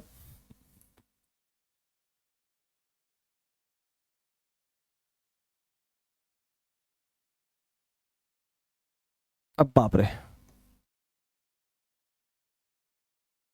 इतनी देर में तो मैं लिख दूंगा। कहाँ पे हुआ कॉपी? अच्छा, देखते हैं भाई, छोड़ो यार, मुझे लग रहा है इसमें ही वो है, तो मैं पूरा ही लिख देता इतनी देर में, तो जितनी देर में मैंने बोला P1 Q0 P0 Q0 P1 Q1 P0 Q1। फिर इधर आ जाओ, इसको उठाओ, P0 Q1 P1 Q1, nice. फिर इसको उठाओ, P0 Q0 और P1 Q0। ठीक है बेटा, अब जरा ध्यान देना, बहुत ध्यान से ध्यान देना। P1 Q0 P1 Q0 P1 Q0 हो गया कैंसिल, P0 Q0 हो गया कैंसिल, P0 Q1 हो गया, P1 Q1 सब कट गया ना, 1 आया ना, और ये बाहर आके 1 ही आएगा। तो याद रहे कि सिर्फ फिशर ही इस टेस्ट को सेटिस्फाई करता है। किस टेस्ट को सर? टाइम रिवर्सल टेस्ट को। इसके बाद फैक्टर रिवर्सल की भी बात आने वाली है, उसमें भी यही होता है कि भाई फैक्टर रिवर्सल की कंडीशन है कि P01 फैक्टर में क्या होगा, price index multiply quantity index बराबर होना चाहिए वैल्यू इंडेक्स के, ये इसका फार्मूला होता है। अगर कोई इसको सेटिस्फाई कर देगा तो ये इसका बन जाएगा कि हाँ भाई ये टेस्ट इसको सेटिस्फाई करता है। जिसमें मैं अगर आपको पॉजिटिवली बताऊं तो भाई लास्ट पेयर और पास्ट चेन इसमें भी सेटिस्फाई नहीं करेंगे, सिर्फ फिशर सेटिस्फाई करेगा। कैसे करेगा इसका भी बता ही देते हैं। प्राइस इंडेक्स का क्या फार्मूला होता है फिशर का? सर अभी आपने लिखा था वही होता है, P1 P0 Q0 Q0। ठीक है, फिर P1 P0 Q1 और Q1। ठीक है, इसके बाद क्वांटिटी इंडेक्स क्या आएगा? अब आपको सिखाया था क्वांटिटी इंडेक्स में सब उल्टा कर दो सर, Q1 Q0 और यहाँ पे P0 P0, फिर मल्टीप्लाई मल्टीप्लाई Q1 Q0, एक ही साथ है ये, और P1 P1। तो जब आप इन दोनों को मल्टीप्लाई करोगे, ध्यान से देखना, बहुत ध्यान से देखो, ये है P1 Q0, ये भी P1 Q0 है। अगर आप ध्यान से देखो तो P1 Q0, तो ये इससे कट जाएगा। ठीक है, ये वन है Q1 और P0, Q1 और P0, तो इस वाले से ये कट जाएगा। तो न्यूमरेटर में क्या बचा सर? P1 और Q1।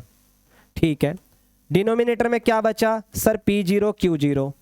इधर न्यूमरेटर में क्या बचा सर? Q1 P1। डिनोमिनेटर में क्या बचा सर? Q0 P0। तो अगर आप ध्यान से देखोगे ना, ध्यान से देखोगे ना, तो ये P01 और Q01 आप लोगों का ऐसा दिखाई दे रहा है, P1 Q1 और P0 Q0 का स्क्वायर। सर स्क्वायर क्यों बेटा? ये दोनों सेम ही तो हैं, P1 Q1 करो या Q1 P1 करो, एक ही बात है।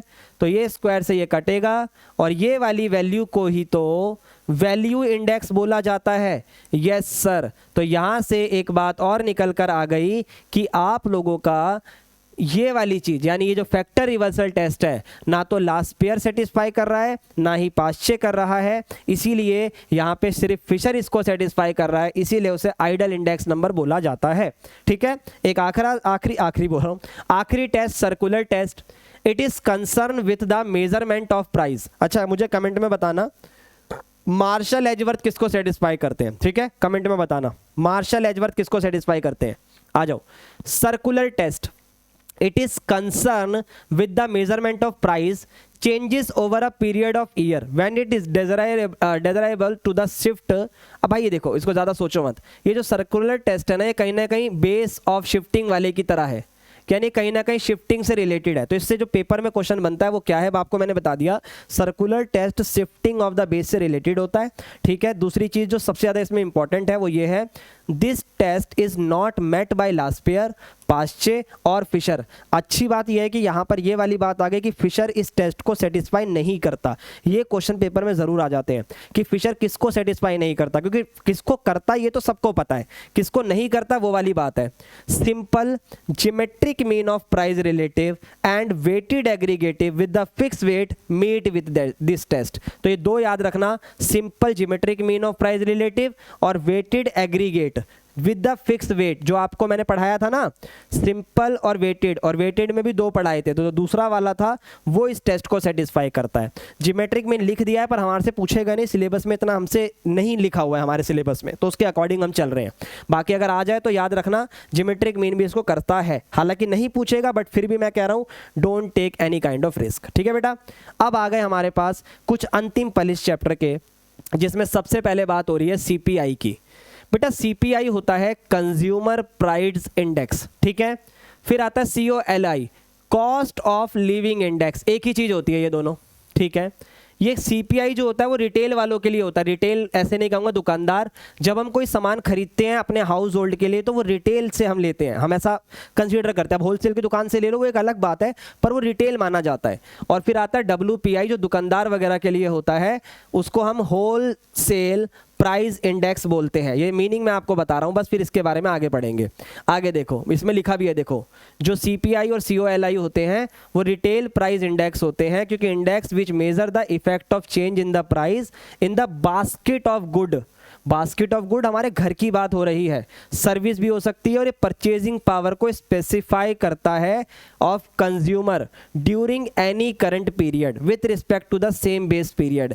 ये सब बातें एक वर्ड में मैं कवर कर देता हूँ। कंज्यूमर प्राइस इंडेक्स का इतना सा मतलब है जो हमारी कॉस्ट ऑफ लिविंग है वो किस प्रकार से अफेक्ट हो रही है, जिसमें हम एक बास्केट ऑफ गुड्स को कंसिडर करेंगे। जैसे हम अगर घर में 10 चीज़ें इस्तेमाल होते हैं तो हमने 5 कर ली, ठीक है, मैंने कहा था ना सारा नहीं लिया जाता, सैंपल लिया जाता है, उस पर एक फिक्स बेस हम बना देते हैं और करंट से उसका कंपैरिजन करते हैं, फिर हमें पता लगता है कि इन्फ्लेशन किस तरीके से गई है और मेरी सैलरी में क्या बदलाव आना चाहिए। ये एक सिंपल सा मतलब है। अब बात करते हैं होलसेल की।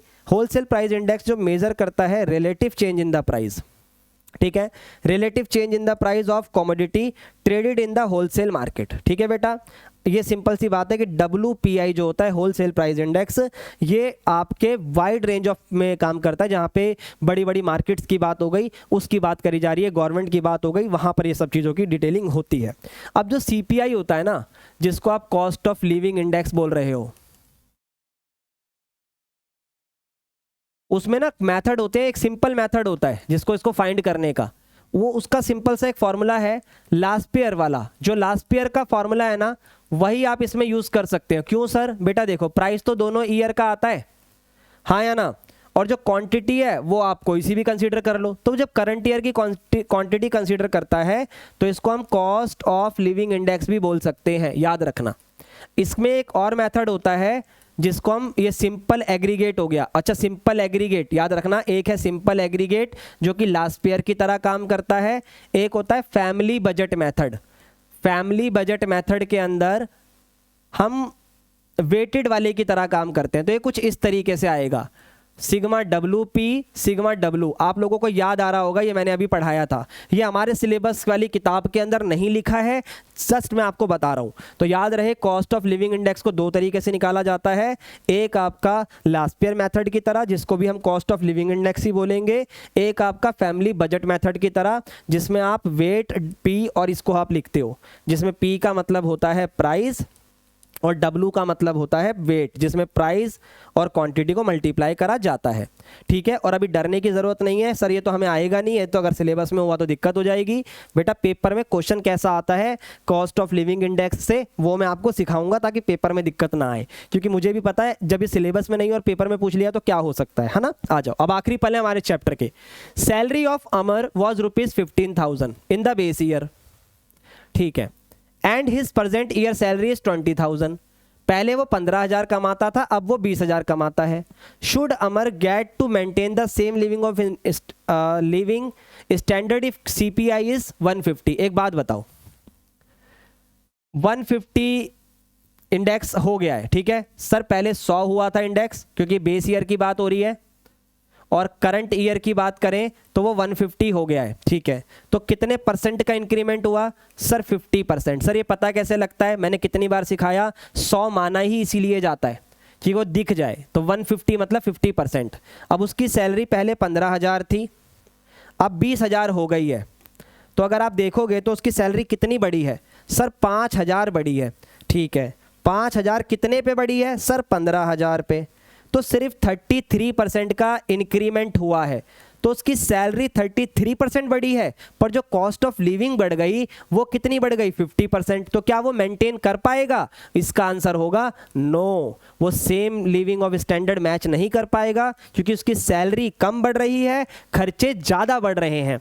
एक और question, consumer price index increases from the last years 250, यानी पिछले साल 250 था, करंट ईयर 280 हो गया। अब ये 100 पे कंपेयर नहीं कर रहा है, इसका हमें ध्यान देना है, रुक जाओ।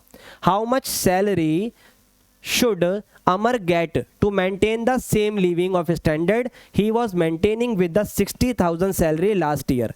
तो देखो बेटा, लास्ट ईयर जब उसकी सैलरी, तो अगर मैं आपसे कहूँ कि न्यू सैलरी मुझे बतानी है, तो पहले मुझे ये बताओ न्यू सैलरी कैसे निकलेगी?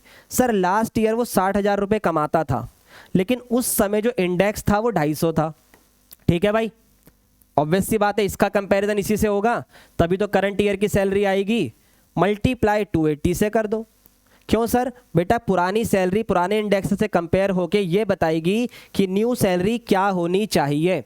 तो इसको जब मैं सॉल्व करूंगा, 60,000 डिवाइडेड बाय 250 मल्टीप्लाई 280, ये आपका आ गया 67,200। तो इसका मतलब उसकी सैलरी जो है वो 7,200 रुपये और बढ़नी चाहिए अगर उसको अपना same standard of living match करना है। ठीक है बेटा, तो इसका आंसर ये हो जाएगा कि अब उसकी सैलरी 67,200 हो जानी चाहिए। एक बार देखते हैं माइक में बैटरी है, हाँ भाई चल रहा है। ठीक है, चलो आगे बढ़ते हैं, आगे बढ़ते हैं। और क्वेश्चन, अब हमारे क्वेश्चन आ रहे हैं भाई, ये क्वेश्चन शुरुआत में रह गया था। Which of the following is not a type of index number? कौन सा इसका टाइप नहीं होगा? Inflation rate. बेटा इन्फ्लेशन टाइप हो सकता है जिसको हम फाइंड करते हैं, पर इन्फ्लेशन का रेट उसका टाइप नहीं होता, वो फाइंड करने का तरीका होता है। सेंसेक्स भी एक प्रकार से इंडेक्स नंबर की तरह ही काम कर रहा है, सैंपल को लेके। निफ्टी भी वही करती है, इंडेक्स ऑफ इंडस्ट्रियल प्रोडक्शन भी वही करता है। अभी इंडेक्स तो बोल ही दिया उसमें। अब मेरी एक बात ध्यान से सुनो, आपकी जब आप बुक देखोगे ना मॉड्यूल में, तो उसमें एक इनसाइट करके टॉपिक है, उसमें स्टॉक मार्केट की बात करी है, जहाँ पे BSC NSE वगैरह की बात करी है, तो वो आप पढ़ लेना, वो इनसाइट है, वो आपके सिलेबस का पार्ट नहीं है, वो बस आपको बताया है। लेकिन उससे पेपर में क्वेश्चन आ सकता है, जैसे कि ये वाला आया, तो वो सिर्फ इनसाइट है कि कैसे मार्केट काम करती है, और वो सब चीजें जब आप पढ़ोगे तो आपको समझ में आएगा कि मैंने क्या बताया। आज की तारीख में अगर उसका शेयर 275 रुपये, कल को कितना होगा, ये सब इंडेक्स नंबर से ही डिफाइन होता है, बेसिस से तुलना करके। जब आप पढ़ोगे तो आपको समझ में आएगा। चलो आगे बढ़ते। फिर भी अगर ना समझ में आए तो भाई आप लोगों को मैंने अपना व्हाट्सएप ग्रुप दे रखा है, व्हाट्सएप कम्युनिटी दे रखी है, जो डिस्क्रिप्शन में आपको जाके मिल जाएगी, टेलीग्राम मिल जाएगा, वहां आके मुझे मैसेज कर दो और मैं चीज़ें अच्छे से बता दूंगा। यही हो सकता है भाई, आ जाओ। अब ये क्वेश्चन देखो, लास्ट पेयर और पास्ट छः दिया है, फिशर पूछा है, इससे आसान क्या होगा? सर दोनों को मल्टीप्लाई कर दो, लास्ट पेयर मल्टीप्लाई पास्ट छः, तो ये कितना आ गया सर? 200 आ गया, जल्दी निकाल दिया मैंने। ये लो भाई, 250 मल्टीप्लाई 160, यह आ गया आपका, अरे यार 250 मल्टीप्लाई 160, पहले इक्वल करा और ये 200 आ गया। ठीक है भाई, और देखते हैं ये वाले को, थोड़ा ध्यान से देखो। पहले तो ये सब है बेटा, ये P0 Q0 है, ये P0 Q1 है, ये थोड़ा गलत टाइप हो गया है, ये भी समझ में आ ही रहा होगा। अब लास्ट पेयर का फॉर्मूला बताओ क्या होता है? देखो एक नंबर में ऐसा ही आएगा, पूरा सवाल डेटा नहीं दे देगा वो आपको। सर लास्ट ईयर पूछा है तो P1 और P0 आता है, फिर Q0 आता है। अब एक एक करके वैल्यू बताओ। P1 Q0 600 है, P0 Q0 240 है, तो बस सॉल्व कर दो। 600 बटे 240, ये आ गया आपका 250, तो यानी यहाँ पे इंडेक्स नंबर 250 आ रहा है। ठीक है, तो डरना नहीं है भाई, सिंपल चीजें हैं। Which is called an ideal index number? Fisher, कोई दिक्कत की बात ही नहीं है, इतना सारा पढ़ाने के बाद तो आता ही है। फिशर क्या सेटिस्फाई नहीं करता? सर्कुलर टेस्ट, फैक्टर रिवर्सल या unit test? Circular test. Index number are express as square ratios, ratio index number ratios होते हैं पर एक्सप्रेस उन्हें परसेंटेज में ही करा जाता है। ठीक है, चलो। Geometric mean method use in which index number? Very good, Fisher में बताया था ना, ये पता नहीं क्या आ गया इसमें, गलती है ये, फिशर में यूज होता है। सर कैसे पता लगा? भाई पढ़ाया यार, multiply last year into past से। तो आपने देखा 1-1.5 घंटे की थ्योरी के बाद ये क्वेश्चन 1 सेकंड में होते हैं, तो पेपर में ये खूबसूरती है इस चैप्टर की। आ जाओ। Which test is known for the shift base? तो कौन सा शिफ्ट के लिए यूज होता है? सर शिफ्टिंग के लिए सर्कुलर टेस्ट यूज होता है। Which of the following index number measure the changes from month two month in the cost of representative basket of goods and service? बेटा बास्केट, गुड्स एंड सर्विस और house hold, जब भी ये बात आ जाए तो आपकी घर की बात होती है, और घर की जब भी बात होती है तो कंज्यूमर प्राइस इंडेक्स आता है, क्योंकि घर वाला व्यक्ति कंज्यूमर होता है। ठीक है जी, आगे बढ़ते हैं। Fisher called ideal index number, it satisfy क्या? भाई दोनों, फैक्टर और टाइम रिवर्सल टेस्ट, दोनों को सेटिस्फाई करता है। बस भाई, थैंक यू सो मच यहां तक बने रहने के लिए। और अगर आपको किसी प्रकार का डाउट मेरे साथ क्लियर करना हो तो आप हमारी व्हाट्सएप कम्युनिटी पर आकर मुझसे पूछ सकते हैं। अब एक छोटा सा होमवर्क इसके बाद मैं आपको ये देता हूं। आपकी मॉड्यूल में बहुत ज़्यादा क्वेश्चन है, लेकिन वो आराम से हो जाने वाले क्वेश्चंस हैं। तो जितना मैंने आपको थ्योरी पढ़ाई है ना, उसके बाद आप उन क्वेश्चन को खिंडा दोगे। एक एक क्वेश्चन आपसे मैं कह रहा हूँ, अगर 100 क्वेश्चन है तो 20-25 मिनट लगेंगे और सारे निपट जाएंगे, क्योंकि थ्योरी वाले हैं। तो सबसे पहला होमवर्क आपका है कि उसकी एक्सरसाइज आप करोगे, और अगर आप करने के लिए रेडी हो तो कमेंट में ज़रूर लिखना कि yes sir we are ready. तो नए चैप्टर, नए वन शॉट और नई वीडियो के साथ मैं आप लोगों को फिर से मिलूंगा, और इस वीडियो में मैं आपसे लेता हूं विदा। Bye bye and take care guys, all the very best for your CA foundation exam. ठीक है।